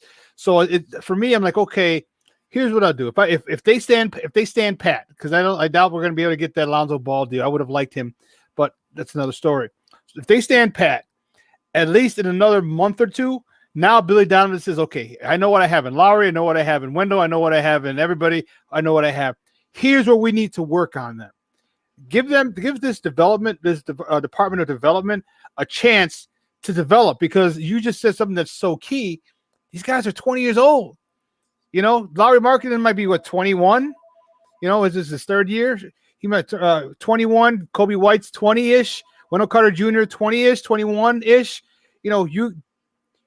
Even guys who've went to college for 3 or 4 years still don't get the NBA at 20 years old or 21 years old. Let these guys go now with a department in this organization dedicated to their development. Let's see where you can go with them after they've been quote unquote developed.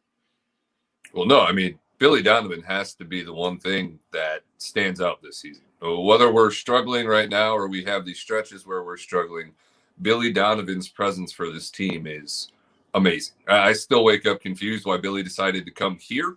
Obviously, being the face of a winning team in Chicago, carries more weight than most any other city. But until you get there, you also got to deal with the criticism. And as Bulls fans right now, we're at that point where we're in our 4th year of intentionally being bad. We're trying to be good again, and we can't get there. So we're getting impatient. We do forget that these guys are 22, 21, 20, 19. And we need to have patience, but at the same time, are those guys on Zach LaVine's timeline? We've had a player emerge now. Zach turned 26 yesterday. Is somebody like Patrick Williams, who's only 19, who probably fits best with Zach on this roster, is he going to hit his prime or come into his own while Zach's still in his prime? This is the stuff that the front office has to think about. And I would like to see them pick a lane at the deadline, but I almost feel like we're stuck right in this middle lane that they chose in the offseason. And you almost have to write it out, because you let one of these guys go and you're extremely wrong, it's going to bite you in the ass. Keith, I want to stick with that. And I'm even going forward. Let's just say they stand pat. But even how quickly does this timeline have to progress because of Billy Donovan? As you just implied, I don't think Billy Donovan taking this job, I don't think they sold him that in year 4 they were going to start really kind of being a consistent playoff team. I would think year 2 to 3, they're like, yeah, those years we're definitely going to be in the playoffs, and hopefully towards the end of your contract we should kind of be contending. So how long can you wait to figure out, one, are we building around Zach? And I mean, I'm not saying that this isn't 2 years ago when people used to have doubt about Zach. I mean, I don't think Zach's a number 1, but I think he can be a nice, legit number 2 on the team. But what do the Bulls do after this season with Billy Donovan to make him happy? Because you just don't want to dilly-dally and waste his time. He could be someplace elsewhere with the team that's actually winning. So I think the thing that Billy pointed out a lot in the offseason that stood out to me was the biggest reason he wanted to come here was the feeling of being included in decisions. When he sat down with AK and in talking with Mark, he felt included. He was going to be asked about roster decisions, and he was going to be able to build with these guys. And that's what was appealing to him. The Bulls have Otto Porter, Felicio coming off the books. That right there is $35 million worth of cap in the offseason. So committing to this young roster and, maybe even shooting yourself in the foot to start games and playing from behind and trying to close and being competitive and finding ourselves in the lottery of this stacked class, opposed to last year where we're talking, hey, I don't even know if we want a top 5 pick in this class. This year, you get a top 5 pick, you could get a stud. So, best case for the Bulls might actually be like making a play-in, getting that little minor playoff experience, but not making the playoffs, and getting the lottery. Right. Come the offseason, the Bulls have the flexibility to make a lot of moves. So I think that should be your timetable. Come the offseason, you get your full year of evaluation, you go, okay, maybe Kobe White isn't our point guard long-term. We have to turn him into a 6th man. We have to get a legitimate point guard in here. Satoransky's a solid player. He's not on a bad contract. Him and Thad are 2 vets that you can either trade or retain. Power forward is our most stacked position, though. So if you're looking to sign Lowry in the offseason, I almost feel you have to trade Thaddeus Young, who makes $14 million next year.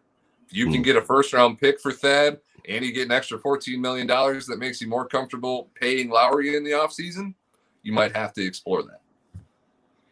Man. Yeah, you know what? Unfortunately, I don't see Lowry as part of the long-term plan for this team.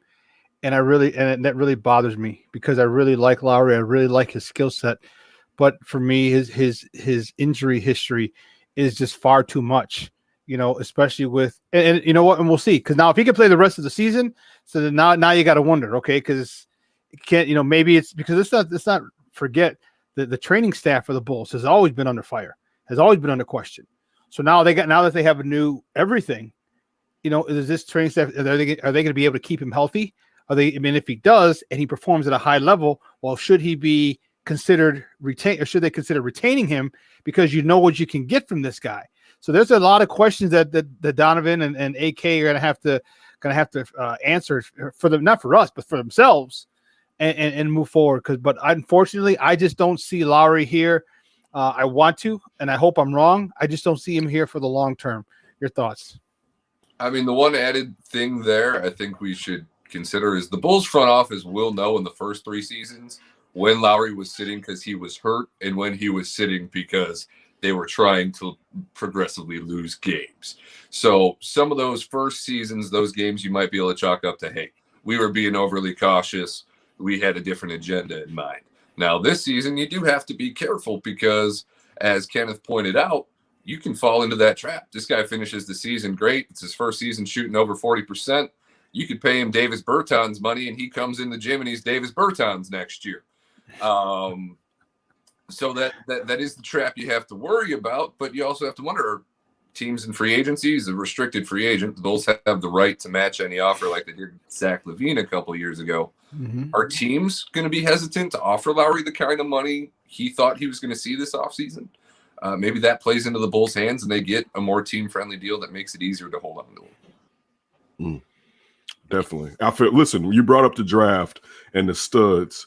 What are the guys that are standing out? I'll just preface it with this. I've been a Cade Cunningham guy, but to be honest, I'm kind of tired of the Luka comp to Cade Cunningham. It's kind of like that kid's not 230. Like it's just, and that high dribble, he's not Luka. Stop. It's just like, first I was like, oh, this could work, especially with the Bulls looking at they need a facilitator / point guard. I was like, man, Cade Cunningham may be able to fit. I'm like, I don't know. Shorty's not that athletic. So who do you like in this draft, Keith? I have actually been watching more of the G League than I have the NCAA. I'm a green guy too. I'm a green guy. So I'm Jonathan Kuminga for me is the guy that I'd like to see the Bulls get.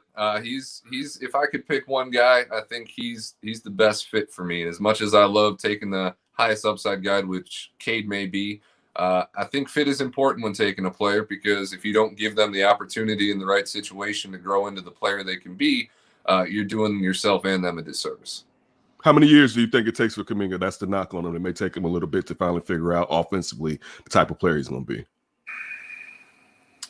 And I guess you get in that trouble again. You got Zach LaVine, who's 26. That's what I was going with. That's why I asked you. I don't know. Yeah. Let's not forget, even though Zach's 26, he's literally starting his prime. He's good till 32, and then he's going to start declining. Because Zach was still figuring out the game as well. He was He was not a defensive player.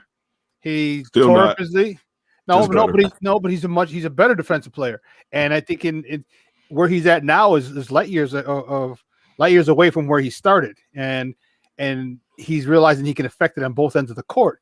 So I think he's just only going to get better defensively. And that's when your skills start to erode, that's where you can really pick that game up.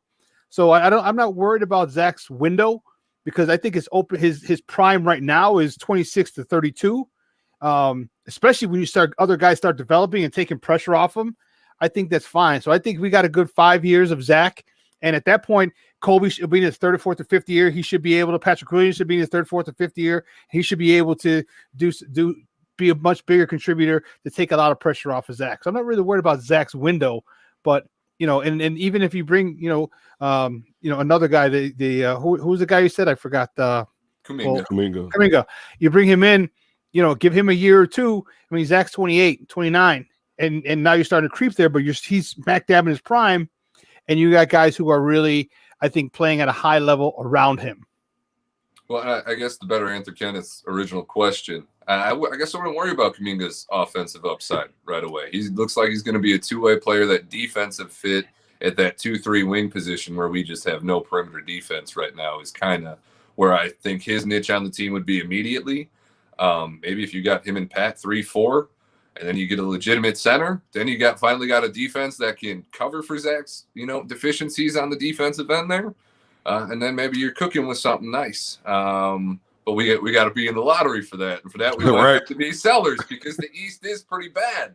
So I do not envy the Bulls' new front office's situation. They were gifted a lot of good things, like a solid amount of young talent, an open cap sheet, all your future firsts, and I guess an all-star in Zach LaVine that you had hidden on the roster.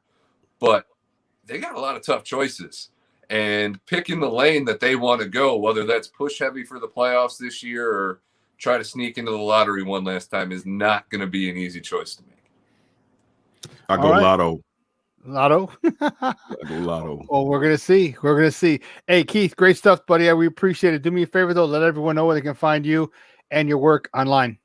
Go ahead and find me at Bulls Scripted on Twitter. You can find me on the Bulls On Tap podcast for the On Tap Sports Network. On Tap Sports on Twitter. Thanks for having me on. It was fun talking Bulls. Hopefully we get to talk about a win next time. Nice to meet you, Keith. All right, Keith. Good stuff, buddy. On that spot. That's big, boss. Appreciate it, man. Guys, it's Keith France from the On Tap Sports Net talking Bulls. And that's the thing. Like, we're so tired of waiting as Bulls fans. I'm not. We got to wait. I'm not. Listen, I'll say this. The reason that you went and got Arturas Counter-Service and Mark Eversley, particularly Arturas Counter-Service, was to use the draft. Let's just be honest about it. And I can't apply what happened in the last regime and say, you know what, you guys have to hasten your pace because of what Garpax did. No.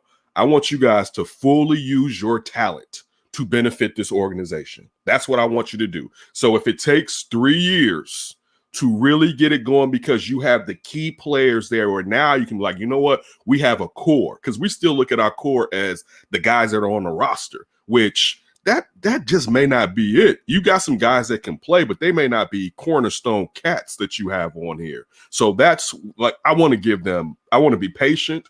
I want to give them time to figure it out. I don't want them to do anything quickly, i.e. how you feel about Laurie, if you truly don't feel that way about him, if it's going to hamstring you in the future for really doing what accentuates your talents when it comes to scouting and professional player personnel. Yeah, I can see that point. I can see that point that stick to your timeline. Stick to your timeline, AK. You know what's really funny? And no one ever mentions Mark Eversley. I'll mention that brother. It's everything. Everyone's always AK because he's the shot caller. Yeah, Mark Eversley say that. Mark Eversley says that he's the shot caller. But no, if we're looking at the Joker, we're like, man, they got the Joker in this round. And the funny thing is, when you go back to a team like the Bulls used to do it, you look at Tony Kukoc, but you look at what the Spurs did with Manu Ginobili and Tony Parker.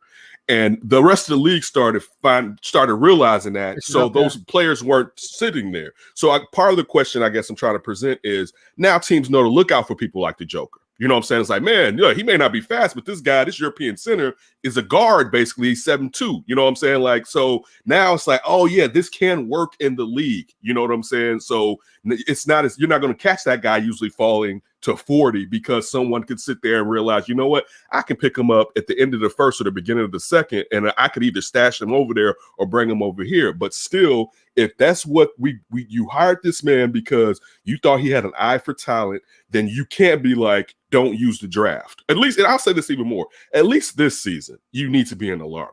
You know what I'm saying? Like this, now years after that, I'm with, all right, use your abilities later in the first round, in the second round. Maybe you move up into the second higher or the back of the first because you're so smart and you pick a guy. I want you to use your powers for that. But this year, with as loaded as the draft is, I want to see who you pick. Just like we were talking about Patrick Williams, it's like, really, is he the guy? Seems like you made a good decision. A couple other players, say Halliburton, some of the guys that went behind him, but still, excuse me, none of us really regret the Patrick Williams selection. Right. I want to see what he does higher in the draft. You know what I'm saying? Like even at the top of the draft where he could pick whoever he wanted to pick, I want to see. Now, and again, I don't think they're going to end up in the top of the draft. But again, remember that the draft isn't as weight as heavy as it used to be. So even if you are the 8th team, where you record-wise you're the 8th team, chances of you jumping is a lot easier because those first teams don't have as much weight as they used to have 2 years ago. So that's just it's just how I feel, man. And again, we know from being here, you need real legit stars. Not, one of these guys can develop into a star, but we need to know a guy that by the end of this first year, we kind of like, you know what, he's a star. Like you need that. Like a Derrick to really Rose coming out, to really know in the NBA that you can get to the finals and win the finals. Unless that, you got to have a loaded roster of players, and even that, a lot of times when you have a Denver type squad, doesn't guarantee that you're going to make it to the finals. No, it doesn't. But it makes it a lot easier. It does. It does when you have guys who you literally can't cover. Like you can't. I shouldn't say that. You can't double team. You can't double team 3 guys on the court. And that's one of the things, like I wanted Kobe White to get there. I think Patrick Williams can get there. I would have loved for Lowry to get there. And I think Lowry could if he can stay healthy, but I'm not banking on him staying healthy. And that's the thing that sucks, is because his history has shown us that he hasn't. I'm willing to give him the benefit of the doubt because of the new everything, the new training staff, the new front office. If he can stay healthy the rest of the year, okay, good. Now let me see you into next year. You stay healthy and not, because if he does stay healthy, I mean, dude, there's nothing that guy can't do. And if that's the case, then all of a sudden now you have 4, maybe get another or 5 guys who you can leave in at the end of the game, and you can't double Lowry because Zach. You can't double Zach because of Kobe. You can't double Kobe because of Lowry. You can't. See what I mean? So like this is what I want. I hear you that you need the big names. I don't know. I think you might, if you have enough guys. I think you can be okay. I think you can be okay. Too many flawed guys, Shawn. It's too many flawed guys for them all to figure it out.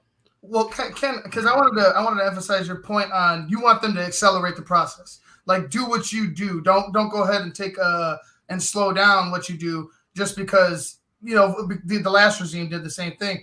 My thing is free agency. Like Chicago has been the flyover city for free agents. I want to see how they react. I want to see how they respond to free agency and as well as the draft. You're absolutely right with the draft, but free agency, I think that might be the key, and not for like a superstar necessarily, but to put together a bench mob. Continue to piece together to get little smaller pieces that will contribute. Not a Felicio, not a Luke Cornett. I'm talking about guys that will contribute, similar to like a Thad Young, but off the bench and I'm with you. Players, you know what I mean? I want to see that from this front office. I totally agree, Ivan. I mean, I'm not talking about not using that free agent capital that you get from those guys coming off the books, and we all know Kawhi Leonard's not coming. So I want to see what you do. Like listen, that's why I mentioned pro player personnel. I want you to see guys that another team's like, yeah, he's all right, but we'll let him go. But you're like, yo, if I sign this kid and I can sign him for less money on the market, I'm gonna show you what he can really do. I want to see that, but I don't want them to speed this up because they feel the pressure from what Garpax did. I want them to take the time needed to legitimately set this team up so that they can contend for 5 to 6 years, have a window of 5 to 6 years where they are legitimate contenders, where it's just like, hey, we got a chance this year, let alone even in that window, if we luck up on a draft pick, watch out. You know what I'm saying? Then we got this asset. We didn't even know, you know what I'm saying, this kid that fell in the draft to us in the 20s was going to become like this, but we got an eye for talent like that. That's what I want to see happen to this team. Well, I think the department of player development is huge, and I think they can get a guy who's maybe really raw that you know has that potential, and I think they can draw it out of him with the player development department. I think that's going to be huge, and you know we haven't seen that here in Chicago before. So, you know, I right now I give him the benefit of the doubt. I've got nothing bad to say. You know, anything, even if it looks weird, I'm like, okay, hey, my man knows what he's doing. Hey, you got Billy Donovan. Who did Garpax get that was in that stratosphere as Billy Donovan? Listen, who did they get that was a college champion, an NCAA champion to come up? Like you got Phibbs, who had been a bench coach for the entirety of his career. All right. You got Scott Skiles, who got ran out of the last place he was at. The same with Vinny. You know what I'm saying? Like you got guys that were questionable. I mean, not well, they weren't hands down like, yo, that's that guy right there. And I'm not saying in the NBA that Billy Donovan is automatic, but when you saw what he did in OKC, every year it was basically changing from the first year with KD. Then you just had Russ. Then you had Russ and PG for the last 2 years. You know what I'm saying? And then you had the year when you just had Chris Paul last season. And you saw that this man is able to one thing we always say, and I know you always say this, a good coach accentuates the talents that's on their roster. Not you guys have to fall into my system and you guys don't fit. You make this homogenized team using their talents the best way you can each and every year. And that's something that I feel like Billy Donovan has really shown us. So they got a nice coach, all right? You got a guy that you think can do a couple things coaching-wise. Now you just got to give him the talent to take it over the top. And maybe I could be wrong. Maybe Billy Donovan isn't the end-all, be-all, but he's more seasoned as far as the type of victories that he has. And I am including college and also being in the West Coast. You know what I'm saying? So I like that. Next year will be the year I feel like when we start nitpicking on what this front office is doing, because we have more time to see what they've been up to. Plus, we have to remember that the pandemic took away preseason and a lot of scouting and a lot of other things that you would be able to do. You know, like these guys aren't used to scouting guys with just video and not being able to go to games really and take it all in and stuff like that. And I don't know. I have to be honest. I don't know what type of access these NCAA players have at games have been given to front office people in the NBA. I don't know if there have been some type of allowance to allow a certain amount of front office people to view these games live or not, and or to talk to these players, but still it's different. So I'm giving them a little leeway with that too. Yeah, I agree. Listen, we got to take a quick break. On the other side of the break, Kenneth and I going to continue our conversation, so don't go anywhere, folks. Keep it locked right here. Shawn and Maya on SportsZone Chicago with my boy sitting in, Kenneth Davis. We'll be right back. Hey, this is Gary Payton, and we listen to Shawn and Maya in the morning. Do that. AutomotiveMap.com presents the Sports Flash on 1330 and 95.9 The Zone. NBA last night, the Sixers beat the Bulls 127-105. Chicago drops to 16-19 with the loss. 23 points from Lauri Markkanen, Zach LaVine with 19. The T-Wolves beat the Pelicans 135-105. Jalen Noel with 28 points. The Thunder with a 116-101 win over the Mavericks. NHL, the Blackhawks doubled up the Stars 4-2. Chicago scored 3 times in the second period. 4 different goal scorers in the win. Kevin Lankinen made 28 saves in net. Big Ten basketball quarterfinal matchup tonight for Illinois basketball. They're the number 2 seed. They'll battle 7 seed Rutgers, 5:30 Central tip. Spring training on Thursday, the Cubs with an 8-6 win over the Rockies. The Reds beat the White Sox 7-4. Chuck Sanders, that's the Sports Flash, 1330 95.9 The Zone.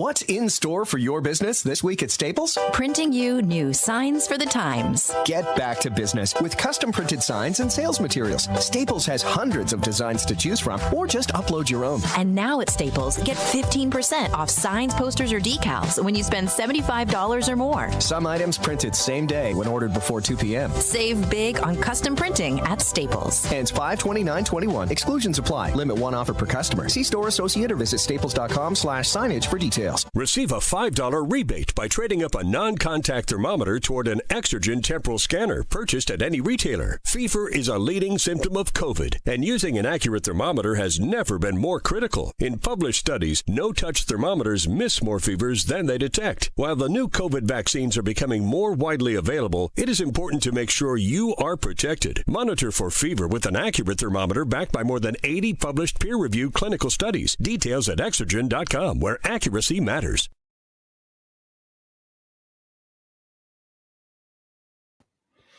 Welcome back to Shawn and Maya in the morning on SportsZone Chicago, and my guy Kenneth Davis. You stay eating something in the break, don't you? Man, you got a snack, man. Hey, I'm telling you, he'll stop chewing, and I'm like, all right, we're good. I'll put him out in there. What are you eating, Shawn? What are you eating? I just had a handful of cashews. Oh yeah, definitely. I'm getting a new can of mixed nuts. Dude, I hate it, dude, because I can't just eat one handful. Oh no! It's I gotta have another one, then another handful. I'm not talking one, a handful. I gotta have another handful, then another handful, then another handful. I have to leave them upstairs. Because I will run through that can like it's going out of style. And luckily, the last can of mixed nuts I got was heavy on the cashews because I love me a cashew. But yeah, if I have that tin next to me right here, I'm dipping too much, man. I'm hitting it. It's like, I love that type of protein. So I understand. I got you. Yeah, I apologize. I didn't know you had cashews with you. And actually, I got to go to Costco after this and get another one because I got the big plastic jar that they have of cashews with sea salt, and because I'm down to the end of it. Here, I think I got maybe two more handfuls of cashews, and then I'm done. Yeah, you got it. So I got to go. So I got to go today, and I'm somewhat of a practicing Catholic, but then I was like, no, I had sex before marriage, so okay, I'm going to hell anyway. What the hell? I'm eating meat so far, so bump it. Yeah, the old lady has been practicing Lent. She that's always been like in our life. Has been like, you really do it, don't you? Right? Like I admire it. Like my mom still, she's I admire she's it. diehard. I'm like, Mom, all the things you've done, like you haven't gone to confession for. I'm like, you won't eat meat on Friday, okay? Hey, don't you hate on it. Let her do her. Let her do her. I do. Yeah, I just like busting her chops. I'm with you. I recently said I'm going to stop. This year I was like, I'm not even going to do it because usually I'm just like, for real, son, for real, like you really gonna do this? So I don't even do. I admire that someone can take that time and do something like that because, like you say, I'm gonna eat what I'm gonna eat today. It's Friday too. Of course, I gotta eat what I gotta eat. So I'm thinking I might actually go to Joliet because there's a Fresh Time in Joliet. There's one in the city, but it's up on the north side. It's off of what's the Fresh Time? Fullerton. It's a supermarket. Okay. And in the supermarket, because I haven't seen it at Mariano's, I haven't seen it at Jewel or the Jewels. It's called spicy pokey tuna. Oh, so it's like I know fresh. What you're talking about. Yeah. I know it's a poke spot in Hyde Park. I went in there one day. This is when I was doing keto, and I asked them, "You got a keto bowl?" And the brothers in there was like, "What?" And I was just like, "Okay, I'm not. Don't worry about it."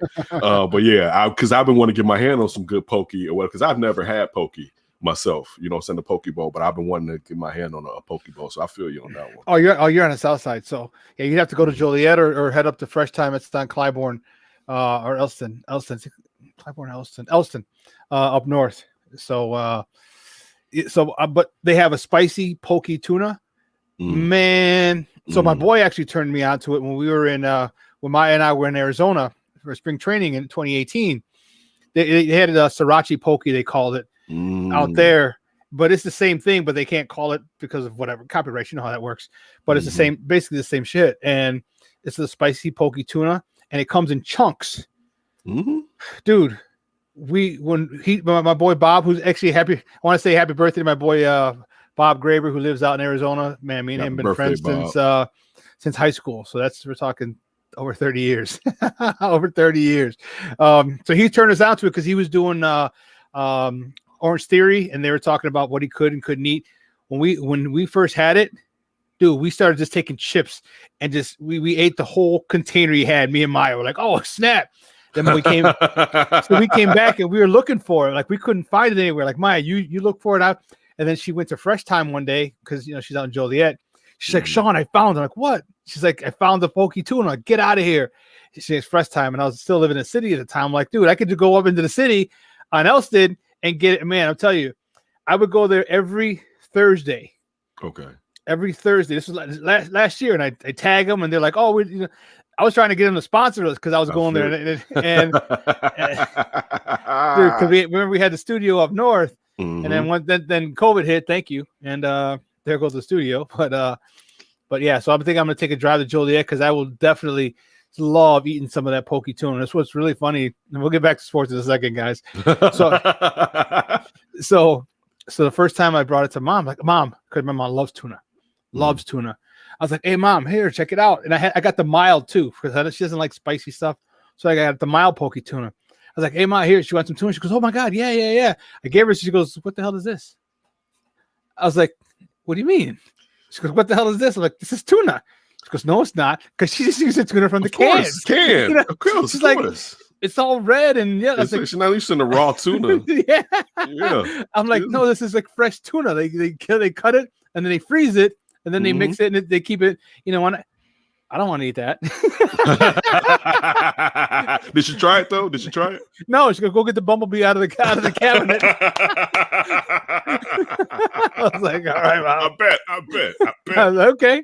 It is what it is. You're missing out, Mom. That's what to say. You're missing out. Hey, so listen, man, there have been so many rumors. And at the top of the hour, we're gonna talk to our boy Phil Toshin, the draft doctor. Dude, talk to me. What the hell? Vegas is not in the business of losing money, dude. They took down the bets for Russell Wilson's next team. The odds for the Bears being the next team were lowered. What do you think that means, dude? Does that mean that this trade to the Chicago Bears is imminent for the Russell Wilson? The Chicago Bears trade is imminent. Vegas don't do stuff just because, dude. You're right. They know. The mob knows, right? I don't know. You know what, Shawn? I don't know. We know this. The Bears are in line offering them whatever the hell they want. And I'm sure, I'll say this. I wonder how far teams like the Saints, teams like who else did he name outside of Dallas? He said the Raiders. Right. I wonder how much draft capital. The Saints are right there, basically. Even though the Saints have had to do a lot with their cap. You see, Thomas had to restructure his deal. Janoris Jenkins is out, basically. You know what I'm saying? They've had to do a lot with their cap. I wonder how much draft equity they are willing to give up since they're so up against the cap. And if you bring in, thanks HR, and if you bring in Russell, you're even more up the cap, not this season, but the following seasons. And then you look at the same with Chucky and John Gruden. He may be a tad bit more willing necessarily to do it, but also a lot of those draft picks that he hasn't necessarily hit upon. We know the Bears are willing to give up 3 first-round picks for Russell Wilson. These guys are trying to save their jobs, trying to save their asses. That's just the truth of the matter. So they're going to be like, what do you want? But the thing is this: has the relationship deteriorated enough for Seattle to want to take that dead cap hit? Because who do we just have? Carson Wentz is the largest, I believe, dead cap hit that happened in the NFL so far. I think he would top Carson Wentz's dead cap hit. You know what I'm saying? And usually teams, that's not something teams want to do. And now let's just oppose that to what the Philadelphia Eagles are. They're a rebuilding team right now. They know they're not in championship contention. They got rid of the coach. They got rid of the quarterback. They're not looking at it like Jalen Hurts is going to take us to the Super Bowl next year. Now they're in a weak division in the NFC East, so you never know what can happen. But they're looking at themselves as they're in a rebuild. All right, where right now the Bears are looking at themselves as far as they want to sit there and make it to the playoffs. But even more importantly, Seattle, I don't look at Seattle thinking, you know what, let's just rebuild all of this right now. Perhaps they are, I'll say this much. Perhaps they're like, you know what, when we were really good, Russell Wilson was on a rookie deal. you know what? And perhaps it's time, like we got DK, you know what? Give DK his money. We're going to, whoever comes in as a quarterback, we're going to draft. Next year, we're going to draft. If we're high enough to get a quarterback, we'll get a quarterback. And mind you, we drafted Russell Wilson in the 3rd round. They may be lying to themselves to say they can find a quarterback like that when that was just a rare outliner, to say the least. But we can build this offensive line back up that we had squandered because we just didn't do well with drafting these offensive line players. But yeah, I still think it's a chance, and I will put the Bears at the front of the list. I would think, though, I wonder with Russell, his true desire. I do think the Bears are sexy to him.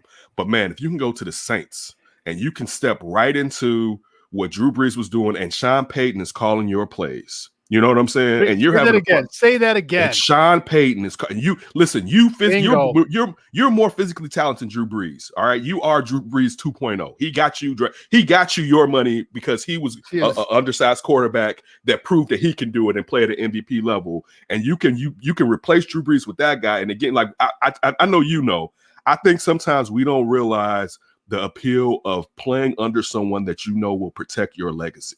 And not just protect it, but add to your legacy. And if I was Russell Wilson and your woman's from the South, that would probably be the place I would want to go. If you want to just play around and go to the Raiders, you know, because that's more about just show to me. You know what I'm saying? Like, we're in Vegas or whatever, you know. Vegas. Yeah. And I mean, Chucky, at the beginning of the year, we keep being like, man, Chucky's doing something. By the end of the year, we're like, yeah, okay, Chucky. You know what I'm saying?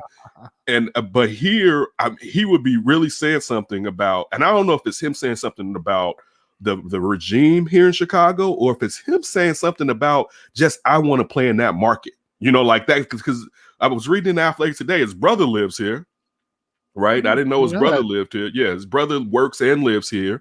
I'm not saying that adds to it, but I'm sure his brother talks to him like, man, if you come to Chicago, and we know, dude, we talk about Deshaun Watson all the time. If the Bears really drafted Deshaun Watson, I don't care who plays in Chicago, you're not going to be bigger than him. You can be on the Bulls, you could be on the Cubs. If the Bears had Deshaun Watson, this is his city, all right? Like, just give up. You know what I'm saying? You would have to be Mike, basically, to take it away from a great Bears quarterback. You would have to be MJ. You know what I'm saying?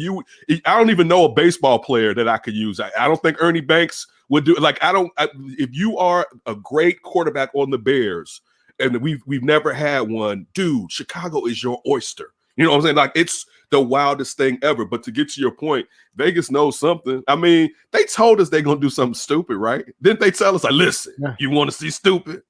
I'm going to give you stupid, right? Hold my damn beer. Here you go. I got some things that really screw your mind up. Hold on, players. Hold on, Shy. We got you. Right. So, man, I hope, man. Here's the issue, that I just don't want to weaken our defense so much. You know, and what we keep forgetting, everyone talks about, you're giving up. You know, they're going to ask for Roquan. They might ask for Montgomery, because their guy just left. Who's their running back? Their running back, Carson. Chris Carson. Guess what, Sean? Guess what? I get one of those. Listen, hell yeah! Shout out to Phil. Shout out to Phil for being a David Montgomery guy, right? I can get another one of those. All right, and listen, Phil's on board. We're all in agreement. I'm sure I love you. I know Phil is on board. I'm gonna get a Seattle Seahawks David Montgomery jersey. But dude, listen, and I'll say this too. Dude, listen, Roquan over the last year and a half, at least, maybe I'll just say the last year after the incident where we don't know. All right, his going back to showing like, dude, I'm a legit stud, right? Bye, dog. I mean, I'm with you. I would hate to hurt this defense, but let's just say if this regime stays, Ryan Pace can redo defensive lines. That's one thing he is actually good at, is drafting defensive linemen and finding them in pro personnel like he did with Akeem Hicks, even though he had Akeem Hicks with the Saints, so he knew who Akeem Hicks was, right? But he can do that. You know what I'm saying? The middle linebacker will be something. But, dude, if you're telling me that it will soften the deal if I gave you Roquan and David Montgomery, here you go, sir. Because on the offensive side, and listen, this is going to be something. We're going to talk about it this weekend on the Under Center podcast. We got a guy, I believe it's Richard Fain. I may have messed up his first name. Is going to join us, right?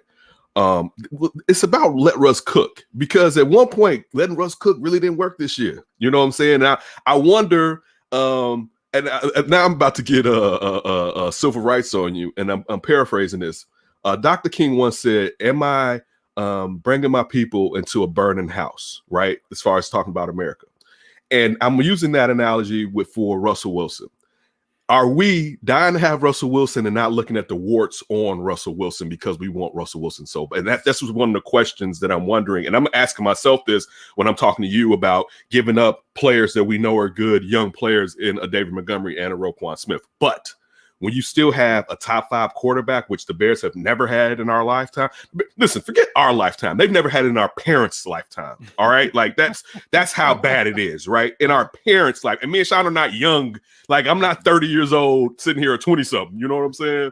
No. So they haven't had in our parents' lifetime. That does take away. I mean, that does benefit that defense from not having to be elite defense, but you're gonna have to key in on somebody, another Akeem Hicks style guy. I'm just saying if he has to get cut, because I worry about him and Kyle Fuller. But if you're telling me that Roquan, and also let's bringing up Roquan, you're about to have to pay Roquan.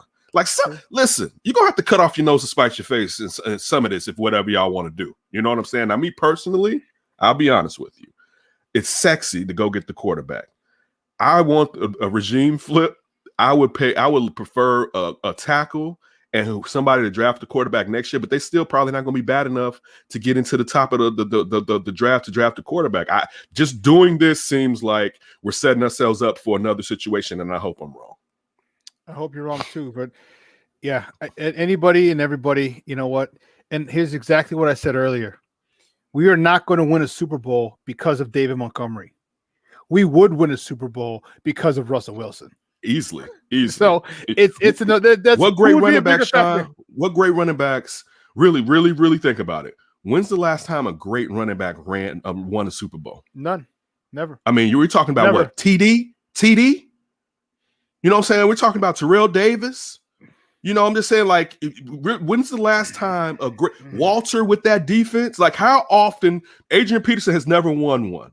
LT, LaDainian Thompson, he didn't win. I'm just saying the guys in the last few years, all right? You know what I'm saying? Like, how many times have those guys won? You could do the same with great wide receivers for the most part. Like, it's quarterback. It's quarterback. It used to be if you had a good defense, but now, man, you're not going to Trent Dilfer your way into this one. You know what I'm saying? Well, you need your quarterback. Yeah, because even with Walter, even with, you still had other players. John Elway was still there for TD. I know he was on his last leg. He was on his last leg, but he was still there, and that threat was there. And Ed McCaffrey, Christensen was there. You had guys. You had the guys on the defense. And you also had TD on a deal of a guy that had hurt his knee in college. You know what I'm saying? So, but just like it's very rare that you are a top 10, top 5 running back, and you are properly the legit reason your team got there, and you guys get there and win the Super Bowl. I would say Jamal Lewis maybe with that. Ooh, I like that. I listen, but see and listen. First of all, I love Jamal Lewis, so I appreciate you saying that. All right, I used to be a Tennessee Volunteer fan because of Peyton Manning. Shout out to T. Martin finally getting it done. But a year after Peyton Manning leaves. But you know what the problem? You know what the problem is that though, Ivan, is it goes back to you can't Trent Dilfer your way out of this now.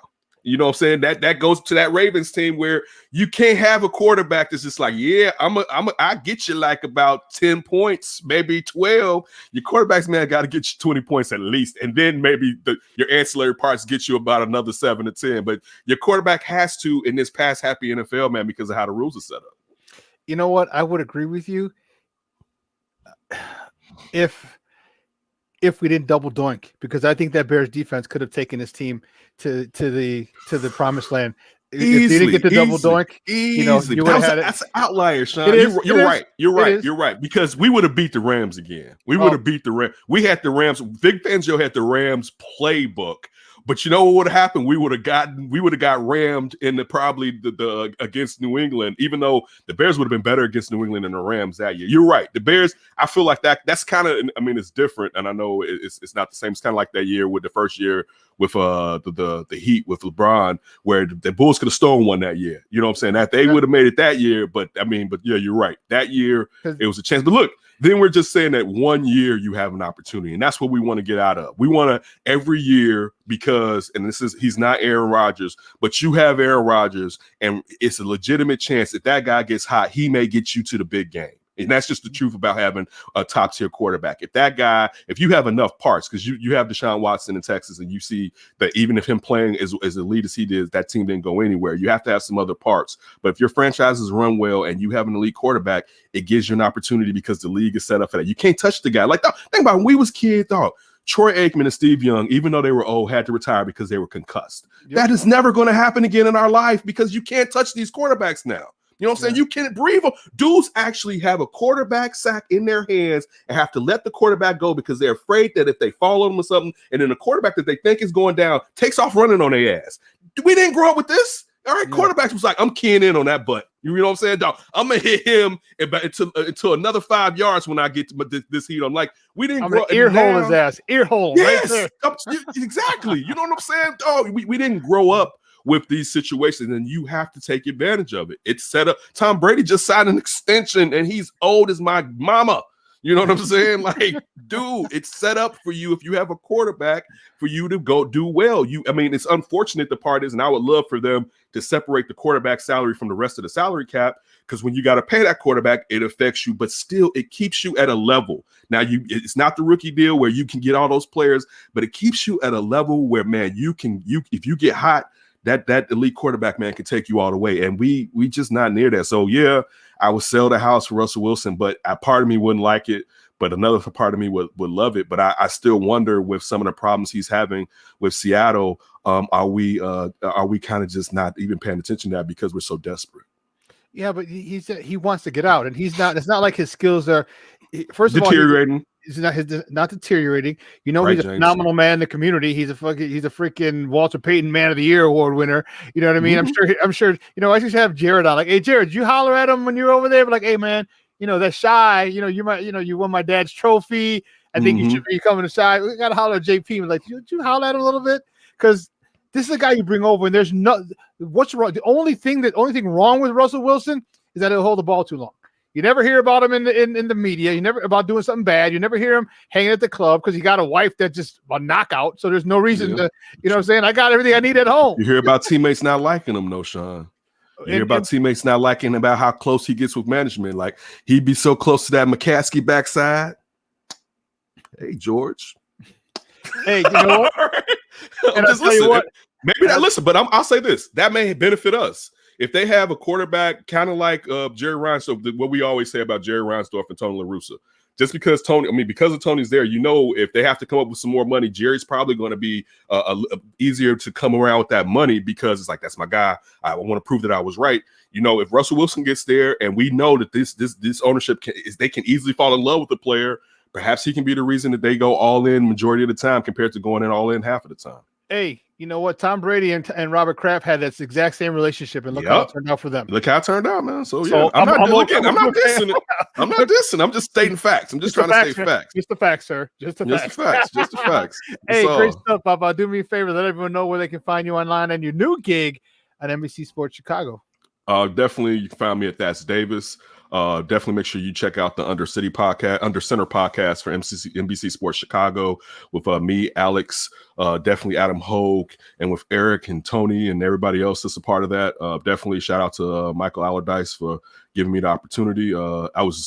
Listen, Monday, man, when I was on here and when you didn't say anything, it was a pleasure, because I was like, oh man, I ain't got to worry about nobody talking about that right now, right? And so then until Phil, shout out to Phil about to come on, until Phil saw it, but I enjoyed, you know, the anonymity, like laying in the cut, like nobody, but yeah. Yeah, the next day that I saw it. Yeah, also Shawn, I'm the host, Shawn. I'm the host. You know what I'm saying? You are? I run a little bit. Yeah, I'm the host. All right, just not that I'm saying it like that. And also, let me say this real quick, because I haven't had the opportunity to say this. One of the people that jumped out to me was JJ. I met JJ through this show and brought him on my show a couple times. I really have an affinity for JJ. Shout out for him for getting the Colts gig. He told me I got something coming down the pike, so I'm happy for JJ. There's no, like, for anybody, because if people that prefer JJ over me, that is fine too. That is your MF for feelings. You do that. You know what I'm saying? I have no problem with that, because I have an affinity for him, and I haven't had a chance necessarily to say that. But he's a cool dude, and I'm happy that he's going on to even more success, and he'll go on to even more success. So I want to point that out. Hey, Ken, man, you know, I like Shawn. I saw it the next day, and I'm just like, nobody's here. I was like, hey, come look at this. I'm like, hey, it's our told y'all Friday. I told you Friday. I was telling his daughter. I was telling his daughter, who's like a 2-year-old daughter, honey, look, Kevin. She's like drooling, like, I don't care, Dad. I told you Friday. Last Friday, I told y'all I had a meeting, and then it was probably going to be an announcement. So, yeah, a couple times I may have to dip, but I'm not going anywhere. You're going to always find me here. Hopefully every Monday and Friday, maybe sometimes just like you now, I may pop in just one of those days, but I'm not going anywhere. I enjoy my times hanging out with you two, and also all the guests, the great guests that you guys bring on this show. So, yeah, man, I appreciate it. It's more to come. You know what I'm saying? And I guess it also just shows, man, just keep grinding. Yeah. We appreciate you, Ken. No doubt. That's all it is. All right, man. We'll have a great weekend with your Rona party. Because I'll be. I was going to say, I know you're about to get that Rona, Shawn. See, I can't be with you, Shawn, until I get the shot. I'm sorry, and we can't hang out until I get the shot. I know I shouldn't, but that's how it's got to be. But yeah, be safe, man. Well, and I'll see you on Instagram. Get it done. I'll see you on Instagram walking your lovely mother and being such a fantastic son sometime throughout this day or tomorrow. But be safe out there in those streets, St. Patty's Day, man. Bet, because I will be wearing my green White Sox shirt and green White Sox hat. Just FYI, in case, just so you know. I'll see you Monday. All right, man, later. Hey guys, we gotta take a quick break. That was Kenneth Davis sat with me for the 10 o'clock hour. That was great stuff. We gotta take a quick break because then up next, my guy. He's not a gambler, man, but I'm gonna ask him what the hell does that mean when Vegas takes down all of the bets for Russell, or not all, most of the bets for Russell Wilson's next team, and then they lower the odds for the Chicago Bears being his next team. Because, like I said, like I told Kenneth, and like I said in the top of the morning segment, Vegas ain't in it to lose money. They know something. So we're gonna talk to this guy. He's a little tad. He might have some plug. He might be a made man. He may give us some information on the other side. Is my man, the draft doctor himself, Philatosian. So don't go anywhere, folks. Keep it locked right here. Bears talk coming up next with DDP himself right here on Shawn and Maya on SportsZone Chicago. Hey, this is Dr. J, and I listen to Shawn and Maya in the morning.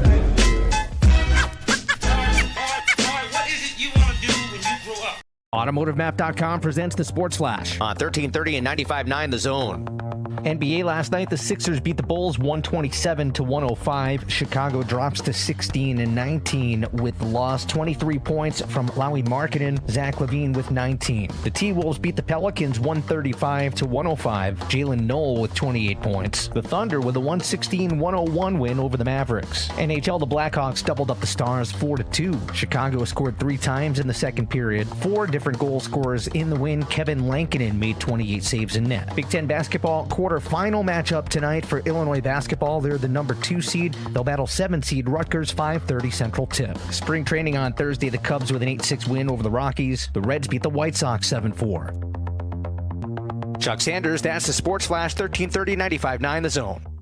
What's in store for your business this week at Staples? Printing you new signs for the times. Get back to business with custom printed signs and sales materials. Staples has hundreds of designs to choose from, or just upload your own. And now at Staples, get 15% off signs, posters, or decals when you spend $75 or more. Some items printed same day when ordered before 2 p.m. Save big on custom printing at Staples. Ends 5/29/21. Exclusions apply. Limit 1 offer per customer. See store associate or visit staples.com/signage for details.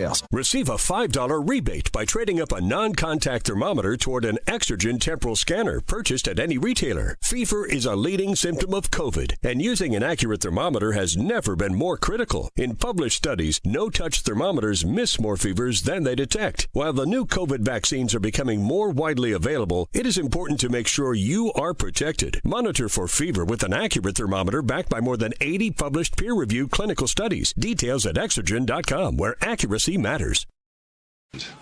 So why don't you use the regular army? What do you need us for? Because some damn fool accused you of being the best.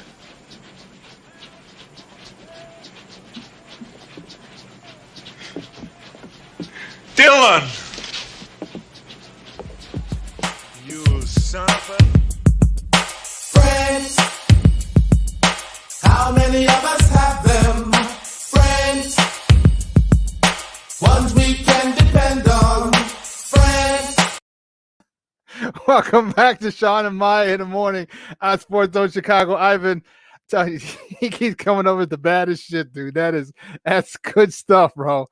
That is good Good stuff. Well, my next guest, he is a good friend of the program, man. He is a founder of the Tape Never Lies Network. And if you're a Bears fan, you better follow him and all the stuff that he does, because he breaks it down like nobody else. You can find him on Twitter at FulfillO, but you can find him more on Instagram. He's an IG guy, so you got to look him on IG at Phil_Atoshin. Man, let's bring him out.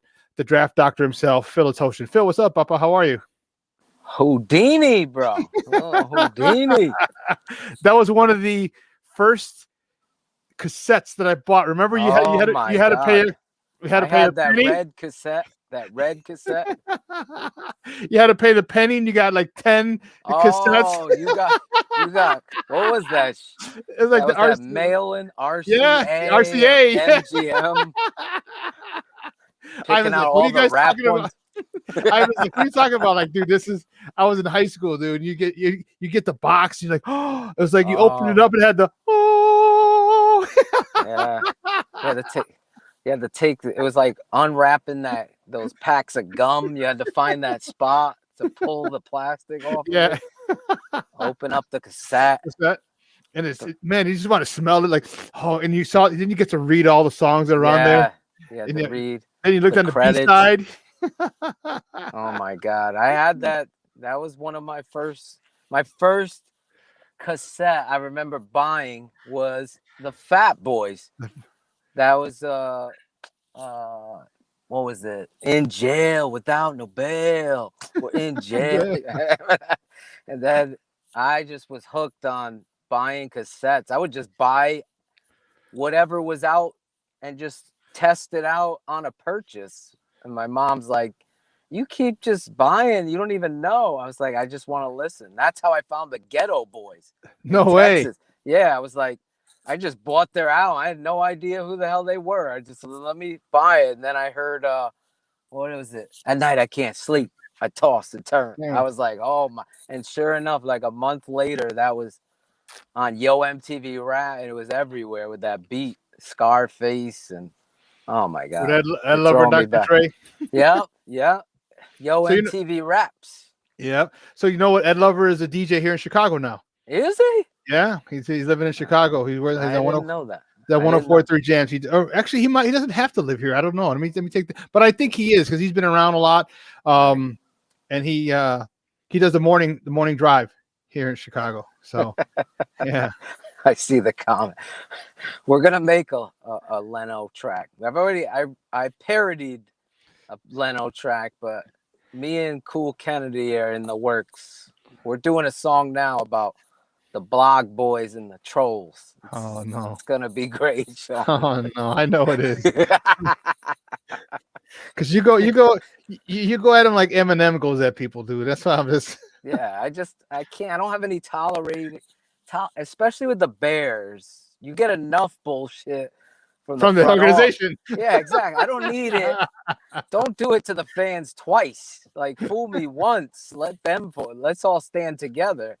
But then you got these dudes want to be sources. They want to be, me and you were talking off the air the other day. It's like, you don't got shit first. No, Adam Schefter and Ian Rappaport, and then it trickles down from there. Maybe somebody connected. Frank Schwab. Yeah, maybe Brad Biggs is getting a handout here and there to break it. But the reality is all of these guys know nothing.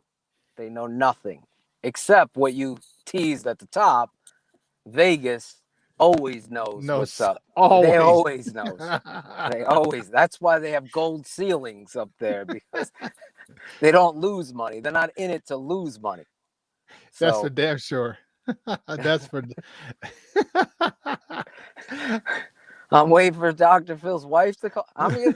She usually does. I gave her the text today. I go, Steph, I'm going on with Shawn now. It might happen like, oh, I forgot. I'm sorry. You know how that works. She has done that, but that's my best friend, my wife. She's a hip hop head too. Is she? So, yes, she's better than me with all of the, the 2000 and 90s R&B. Like, she could do. Oh, okay, yeah. Like one beat, that's Aaliyah, and that's Total. Dude, we'll definitely have. When I come visit you, yeah.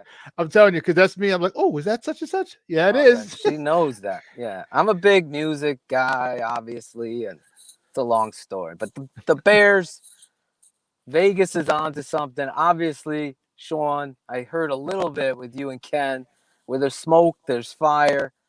We talked about it on our show with Cap. The Bears have to be in it because they're so desperate. They're so desperate to find talent at the quarterback position. Something since 1940 has been a miss. You know, you had Jim McMahon, who arguably, you know, he won the Super Bowl. He had the #1 ranked offense. A lot of people forget that. But he was so injury prone and beat up based on whether it be the play calling or his style. He was, you know, he was reckless. He'd put his shoulder to dive and you see him flipping. And then, you know, we had Dante Jones talking about his best quarterback when he was there was Steve Walsh. And we go through this all the time. So all of the Bears fans that tell me, listen, we can't give up this and we can't. I'm at the point where I know you have to give up in desperation to finally fix the one ingredient. It's like a Reese's peanut butter cup. That shit happened by an accident. Right? Now we have to figure out the peanut butter because we've been just eating the chocolate and you're just getting but so far. You're getting Rex Grossman. You're not getting the dynasty. You're not getting the, and granted, Mike Ditka did have the run where they're winning consistently. You're in the playoffs. Exactly. You can't argue those facts. He had that. He had that. We haven't had that, though. We had the one showcase, then we're bottom feeders. You go here again, you get Khalil Mack, you win the North, you lose in the first round. What's the missing ingredient? The ingredient is the quarterback. And you, as well as I know, we haven't had that. So I can find you a great pass rusher. I can find you a great running back, great corner. Those guys, you could find them. It's not a coincidence that we have been the oasis of quarterback play since Sid Luckman, and that's really where we are right now. So I think Vegas understands. Obviously, I sent you that little clip from our buddy over there. Sounds like he's about to kill somebody. But when he's going on sources and stuff, the Bears are finally making an official offer for Russell Wilson. The conspiracies are all out there, but I really know that is the reality of the truth of Russell Wilson. Obviously, I think the holdup is it Watson or Wilson that Ryan Pace and Nagy want? And that's really where they're at right now in regards to, you know, Bears fans, plug your ears, giving up a lot to finally fix the fucking toilet that's leaking. You got to do it. So here's the question. So who do you go after? Because if you're looking at this defense and you're like, okay, this defense is going to be gone in a minute. All right. Because, I mean, you still got Khalil Mack. No one's taking his contract. You still have Robert Quinn. No one's taking his contract. Right. You might lose Roquan Smith. Okay. You may lose a Jalen Johnson, but you still got Eddie Goldman. Akeem Hicks might be a cap casualty. Like, you're looking to win now. So if you're looking to win now, then I'd say you got to go after Russell Wilson. If you're looking, if you think you can build and rebuild this defense, okay, within a couple of years, then you go to Deshaun Watson, okay? Because I think Russell Wilson has a more immediate impact now, and I don't think because he's 32 years old. You know, we're not going to ask him to win a Super Bowl at 36, 37. You know, Tom Brady was great and did it at 40. What is he, 49, 57, something like that, whatever. But, I don't know if Russell Wilson can do that, and I don't want to have to find out down that road. I want to find out when he's still potent, he's still valuable, he's still extremely productive. So depending on what Ryan Pace his plan is, depends. It tells me which quarterback he's going to go after. I personally would like Russell Wilson. I just like, and nothing against Deshaun Watson, nothing. I know that Russell Wilson's been there and done that. And there's so much to having that in the huddle, because when you don't have a guy that you can count on, and everybody looks at you when you're the quarterback, if you don't have that guy who's been there and done that, it's a little more difficult. You might say, I believe him all the time, but in the back of your mind, you're like, yeah, he still hasn't done it. This guy's done it. And if it wasn't for a bad call by Pete Carroll, he would have done it twice. So exactly. You know, like I said last week with you, Shawn, I'm on the Russell Wilson. You know, I said it to Cap too. You know, these guys are based on age. For me, Russell Wilson, based on the tape, this guy does things at the quarterback position that we have never seen in Chicago. And that right now, that if I was the head coach, I'm fighting for that guy because of who your division rival is. Mm-hmm. You know, you want to freaking offset the board. He knocks out Rodgers because he is a similar player, because he can take, in a moment's time, change the whole dynamic of a game based on, like Randy Johnson, fastball pitching. That's what he throws, right? This guy could do it all. So he is the dynamic player that you need, just like they have up north in Green Bay. You got that here. And now you even up the board. Now your defense, which is a better defense. Again, to your point, what are we giving up? Nobody knows. It could be 3 first-round picks. I'm okay with that. Yeah, me I'm too. okay with that, because you know what? Ryan Pace has shown me he can't pick in the first round anyway. Exactly. And I can trade back in the second round and find talent throughout the draft. There's more UDFAs. I get it. Than there are first-round picks, because there's a lot more in the course of time. The nerds will stay. I get it. But the reality of the situation is football talent is about all over. It doesn't matter what school. Doesn't matter. So you got to be confident in your ability to draft in order to, you know, build your franchise. And we've seen it over. I mean, look at your franchise right now. Look at your roster. Akeem Hicks wasn't a first-round pick. He wasn't. He transferred from LSU and went up to Canada. I forget the name of the Saint something. I forget the name of the school. Yeah. And Regina. He went to Regina. Sure, it's not Regina. It's Regina. And the reality is, that's a first-round caliber talent. You look at across the board. You look at it. Eddie Jackson was picked in the 4th round. You're finding talented football players everywhere. Just those are examples just to give you perspective. You have to understand the one thing you haven't found. And when you got up there, you missed on Watson. You missed on Mahomes. Generational talents. You took Trubisky. There's no going back. There's no Michael J. Fox. There's none of that. We can't go. So we got to get it right now. And a known commodity, to your point, is Russell Wilson. And I'm with you. I'm not worried about the age. I get it. There's zero. That was my guy, Deshaun Watson. If we come away with Watson, am I mad? No. You've just upgraded the most important position in all of sports. And that's going to help your football team get over the negativity. That's because that's an issue too. So you know what? You're right, because Deshaun Watson might not be that dude where he's like, you know what, that shit don't work. I'm not running that. You know, he might. Maybe he is. Well, you know, Russell Wilson's that dude. Yes, he is. He's like, listen, you know, he'll be like, what did you? You know what's so funny? When I played, I won 3 national championships in semi-pro, and I went with 2 different teams. In '99, geez, how crazy was that? 1999, we won it with a quarterback named Paul Ohm. My guy, he's awesome. And there were times like the head coach was also the play caller, and he would send a play in, and you could hear it because, you know, we don't get, you know, 10,000 people at semi-pro games. So there were a couple of times where the receiver brought the play in, and he goes, get the fuck out of here. We're not running that. He goes, listen, we're running this, and this. And we ran it.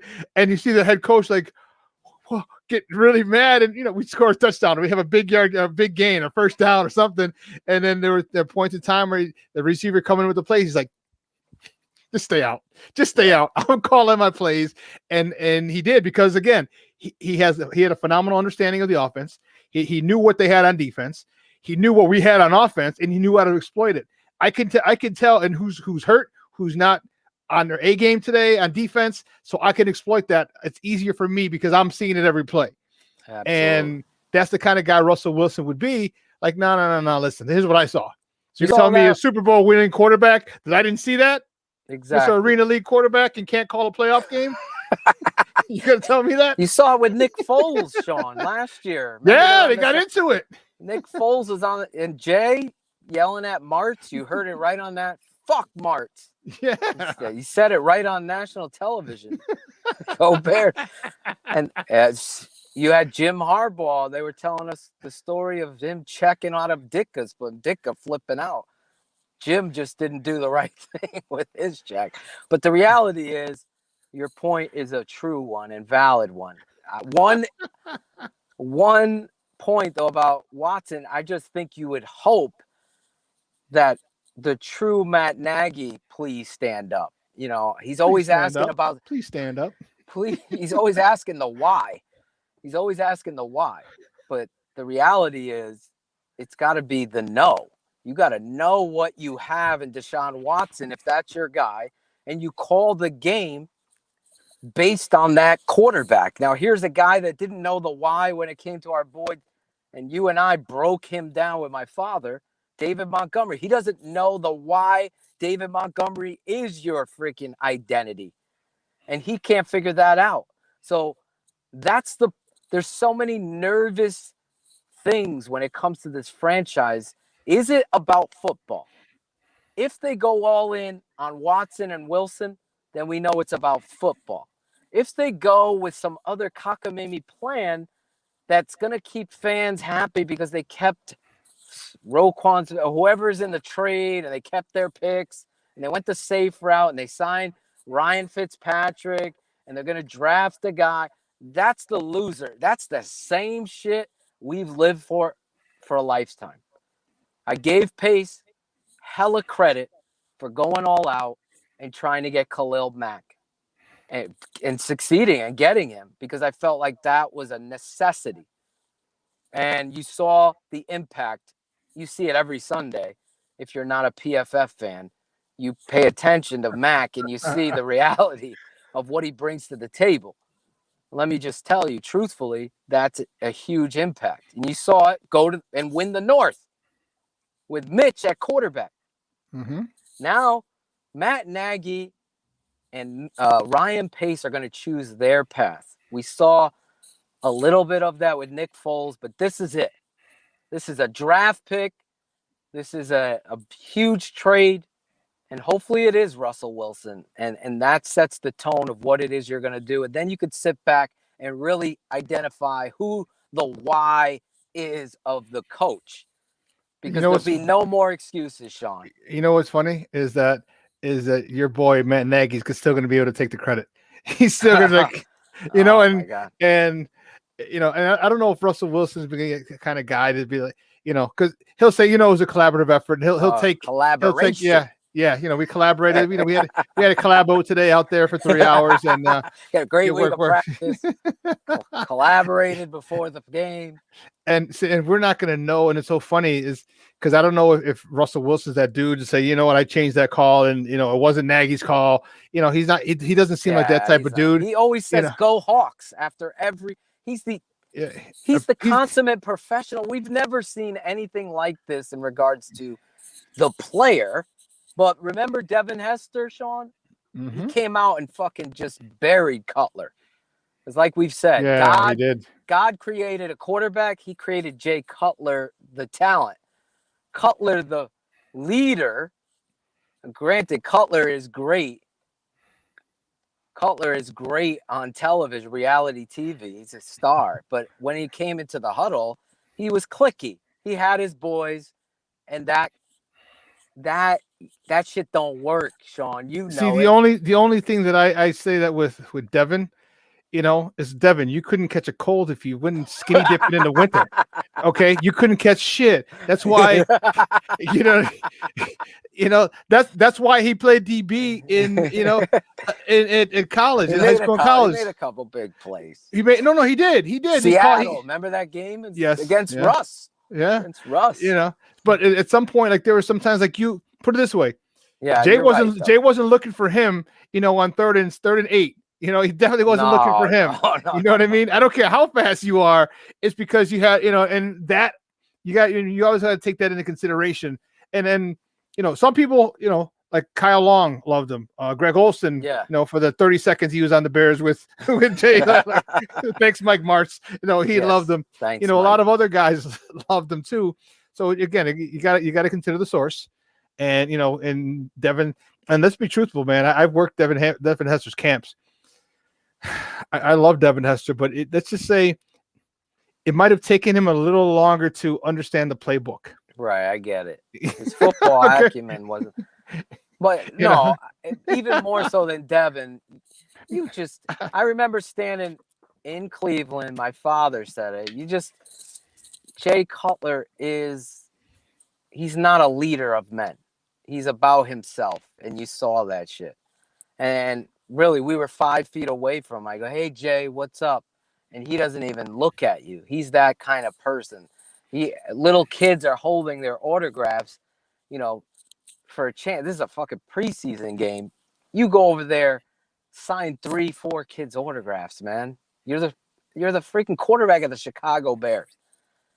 In regards to the comparison, the only reason why I bring it up is Jay, talent, and Russell Wilson's talent. You can debate back and forth. Russ ain't 6'3", but Russ throws the most catchable deep ball right now in the NFL. Maybe Aaron Rodgers and him are neck and neck. It's pretty. He's anticipatory. Passing is top shelf. He's a generational talent at quarterback.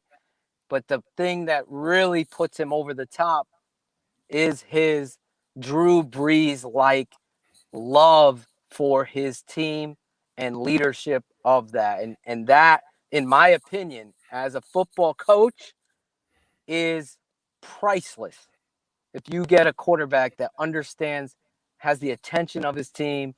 I mean, look at Tom Brady.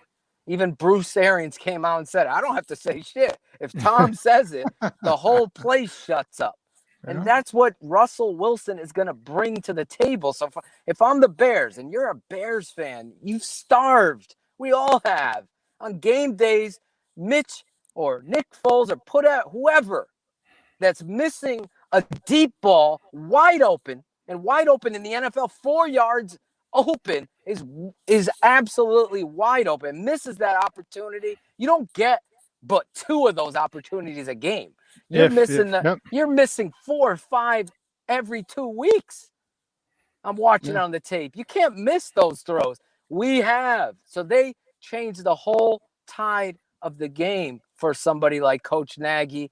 That could be in his corner as an argument. Hey, I called the play. He missed it. It was wide open. I think of Darnell Mooney on Sunday Night Football running wide open. He misses it.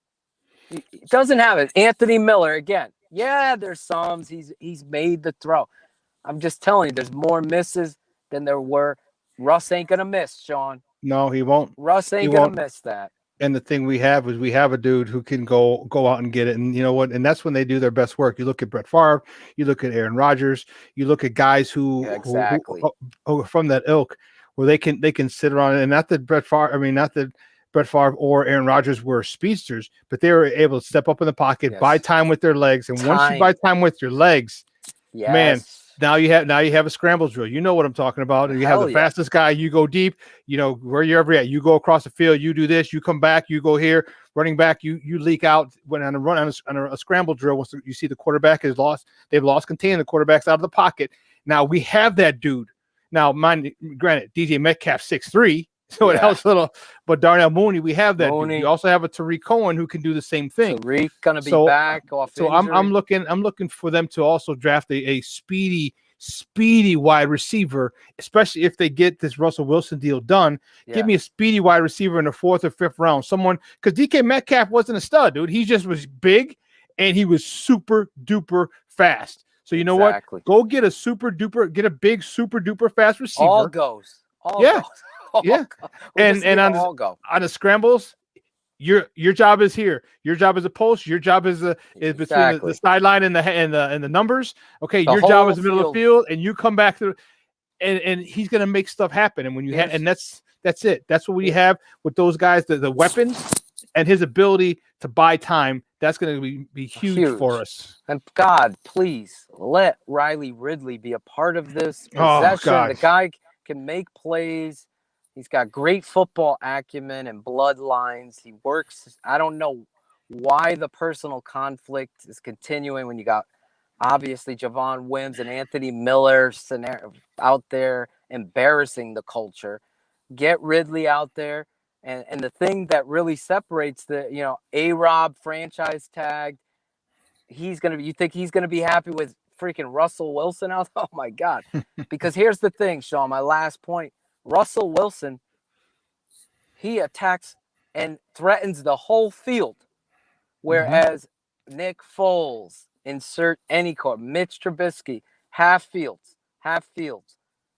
can't throw that dime ball. You're on the freaking hash on the opposite side, throwing a dime ball backside on the money. That is catchable because you looked off the safety and you threaten levels and the whole field. You become one of the most difficult people to defend is because of what you're talking about. Not running out of the pocket, not running for a first down, but adding time, manipulating the pocket, escaping out the back door, and knowing everyone's assignment and them being coached up that the play doesn't end until the whistle's blown. Because with Russell back there, everybody's open. And that's really, if I'm the Chicago Bears, I'm doing everything in my power to get it done.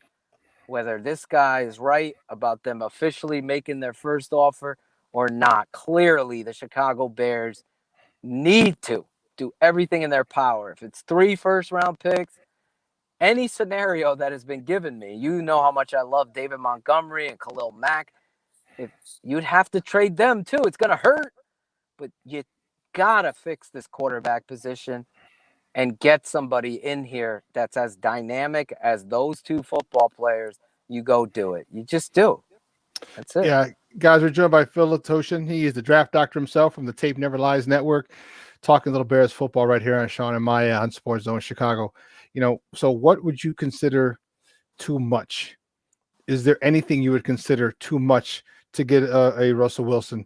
I don't think.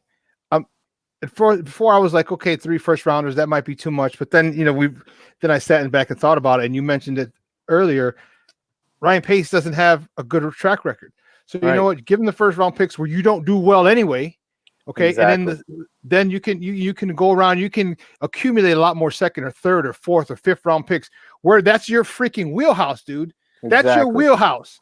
So you can go get a middle linebacker. You can go get a rush guy. You can go get specific people in those rounds, who go to a little smaller school, or maybe they were hurt their senior year, a la Eddie Jackson, and but they had first or 2nd round grades the year prior, but then they were just hurt and they fell. Those are the things that Ryan Pace does well. And you know what? Here's where he has to, and maybe that's what he's doing. Maybe if he does that, he can go both routes though, Phil.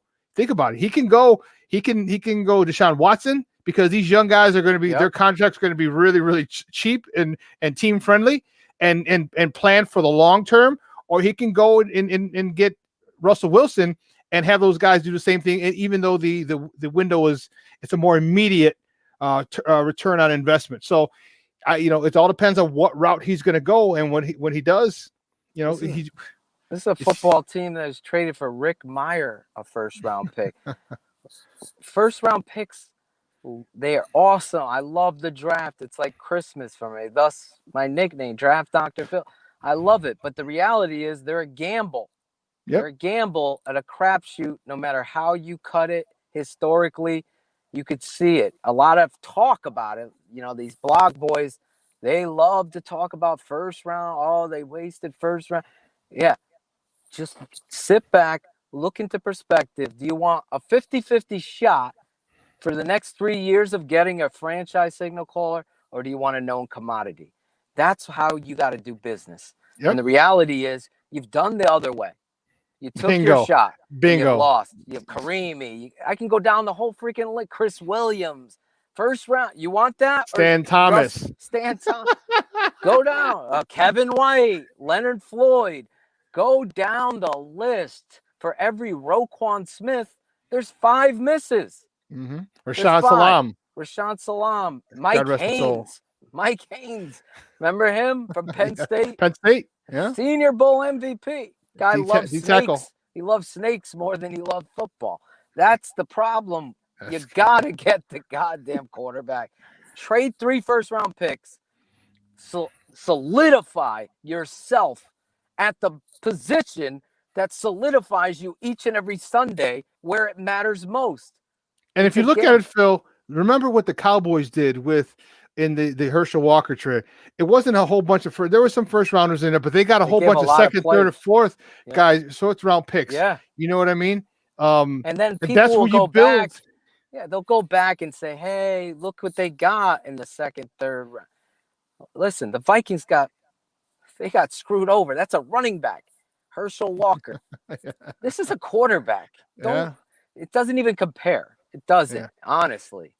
But the Bears can go in and get and find these other picks, and that's and that's what you know. What and here's the great thing, Ryan Pace. If you're listening, here's what you can do. You go in go all in, and then you stock. If you can stockpile and you can get other pieces, like even give away, special teams guy or a backup linebacker or something. Not give, but trade away for a 4th round pick, for a 5th round pick.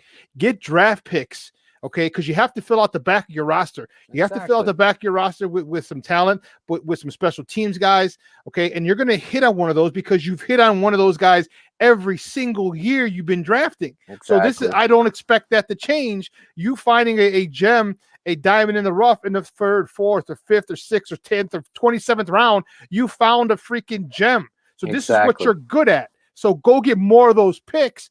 And the law of averages say, well, you know what? The more picks I have, the more diamonds in the rough I can find. And that can be the way you rebuild your team. Because these guys, let's keep it real. If you're a 6th round pick, a 7th round pick, and UFDA, you're like, whoa, UDFA, sorry.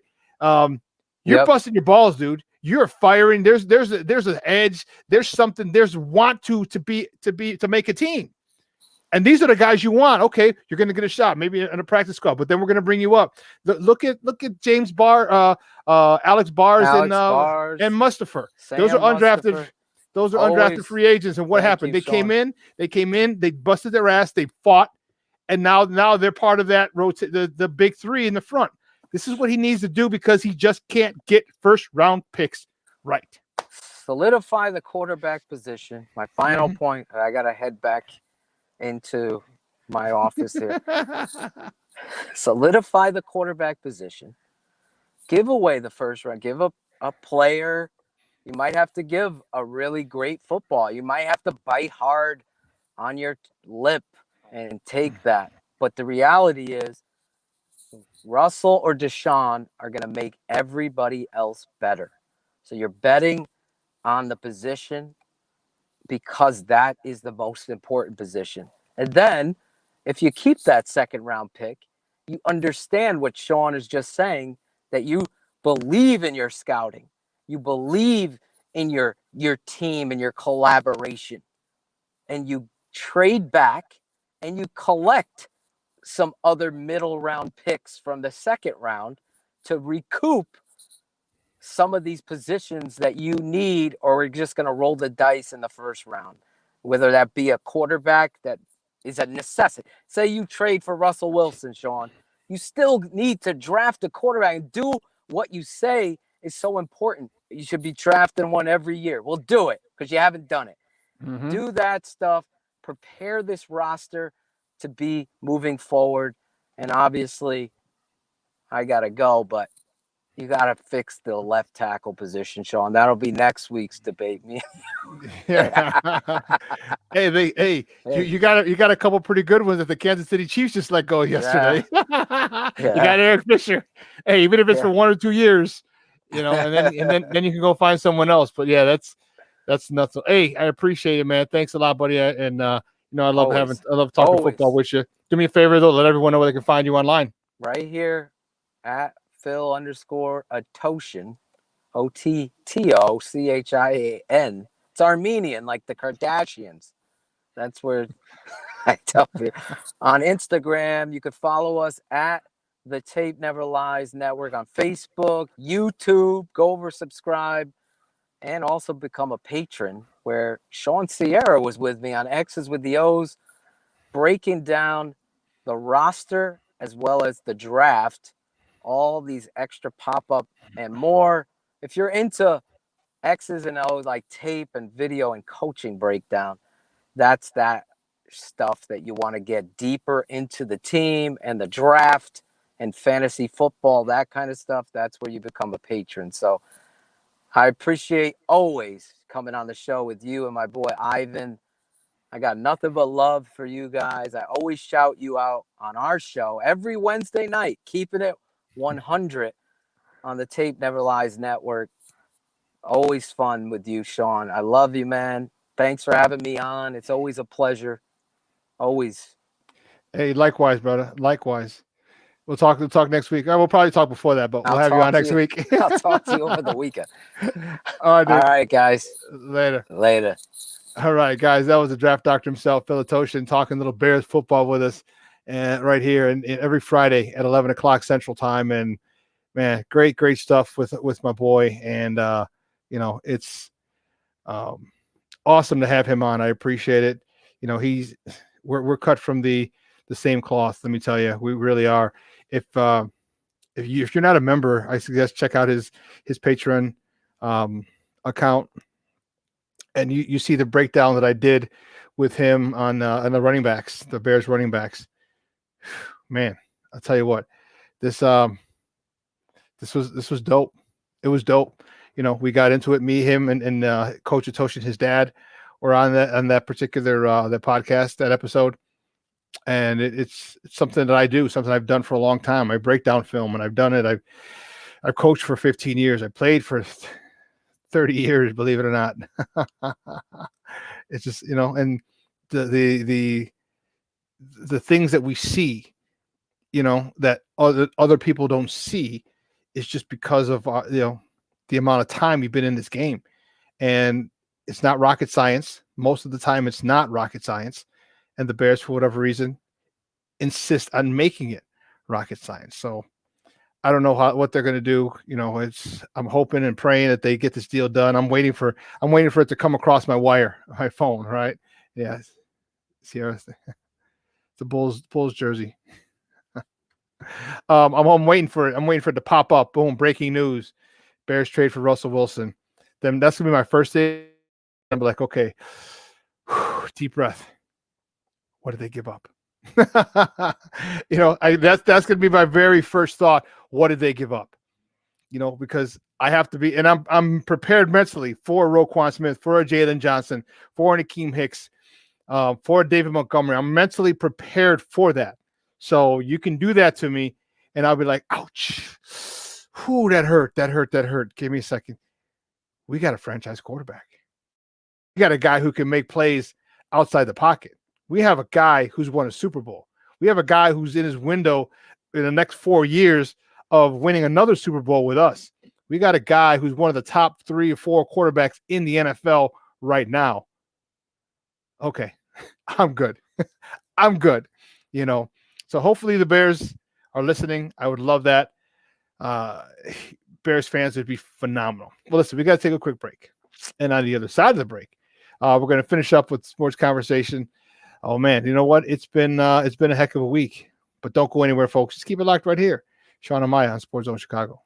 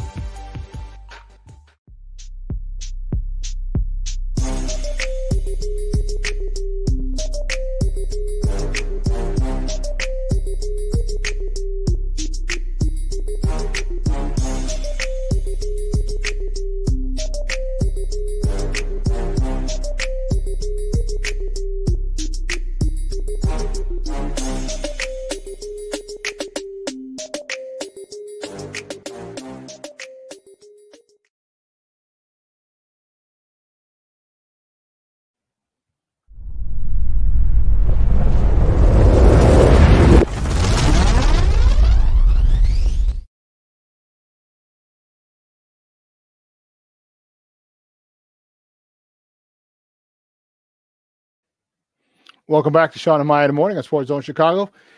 Man, it's the Mickey Ficky weekend, baby. I tell you what, we've had a great show. We got 57-degree weather today out here in the Chi. I'll tell you what, it's going to be beautiful this weekend. So if you heard the segment with Kenneth, it's going to be a high of 54 today, a high of 50. So a buddy of mine and I are going to be meeting up tomorrow at a place over on the south side. And I'm looking forward to that because, you know what, on Monday, there's an 80% chance of snow. 80% chance of snow on Monday. Are you kidding me? And then a 50% chance of snow on Thursday. And it was just 70 a couple days ago. You got to be kidding me. Got to be kidding me. I'm dying over here. I'm dying. Oh, dude, that's hilarious. That's great. Great stuff. So enjoy your weekend, man. It's going to be awesome. I'm looking forward to it. It's going to be pretty dope. Listen, some of the cool things, some of the things around the NFL, or one thing in particular around the NFL, or a couple. We'll do a couple. When I was talking with Phil, I mentioned the fact that the Kansas City Chiefs released both of their starting offensive tackles. They were injured, remember? That's why Patrick Mahomes got chased around and destroyed in the Super Bowl. But they got Eric Fisher. He's a starting left tackle, and his name is I can't think of his name off the top of my head. Mitchell Schwartz. There you go. He's a right tackle. So they released both. So Russell Wilson's. Patrick Mahomes is like, hold on, player. What are you thinking? But you know what? Here, maybe go sign Eric Fisher. He was the number one overall draft pick. I want to say Central Michigan, or Western Michigan, Central Michigan. But you need a stud. Sign up for a year or two. And I know we're pressed up against the cap, or go just, I don't know, kick the tires anyway. See how that works. But the big news, and here's the one that I wish I had more time to talk about it. We'll talk about it on Monday. The Patriots re-signed Cam Newton to a 1-year deal. And here's the deal. The Patriots are going to have their defense back. If you don't recall, let me remind you that 6 starters on defense, 6 or 7 starters on defense sat out last year due to COVID concerns. I don't care what team you are. I don't care who your coach is. You take away 6, 7 starters on a defense, that defense isn't playing right again. It just isn't. Okay? So a lot of the games that the Pats lost were because they just didn't have a defense. Cam was out there all the time. Offense was getting tired. Defense was getting tired. They're getting scored upon because you're not playing starters. So now, after this year, there's no excuse now for Cam. He's going to be in the same system for the second year in a row. I assure you they're going to go grab some more weapons for Cam. Now that they're having their defense back, all 5 or 6 starters who sat out last year because of COVID, that changes the whole team. So let's not get it twisted. And you better watch what's coming out of New England this year. I thought that was awesome that they re-signed Cam. I think Cam can do wonders for that team. And now you got your defense back. You have over half of your defense back because those guys set out for COVID issues. Tell you what, watch out for New England again. Watch out. Wouldn't that be something? Wouldn't that be something if you had a Tampa Bay, New England Super Bowl? Wouldn't that be something? A Tampa Bay and New England Super Bowl. Wow. Whew. And that's possible. Listen, I want to thank my guests for calling in. Keith France from the On Tap Sports Net calling in, talking Bulls with us.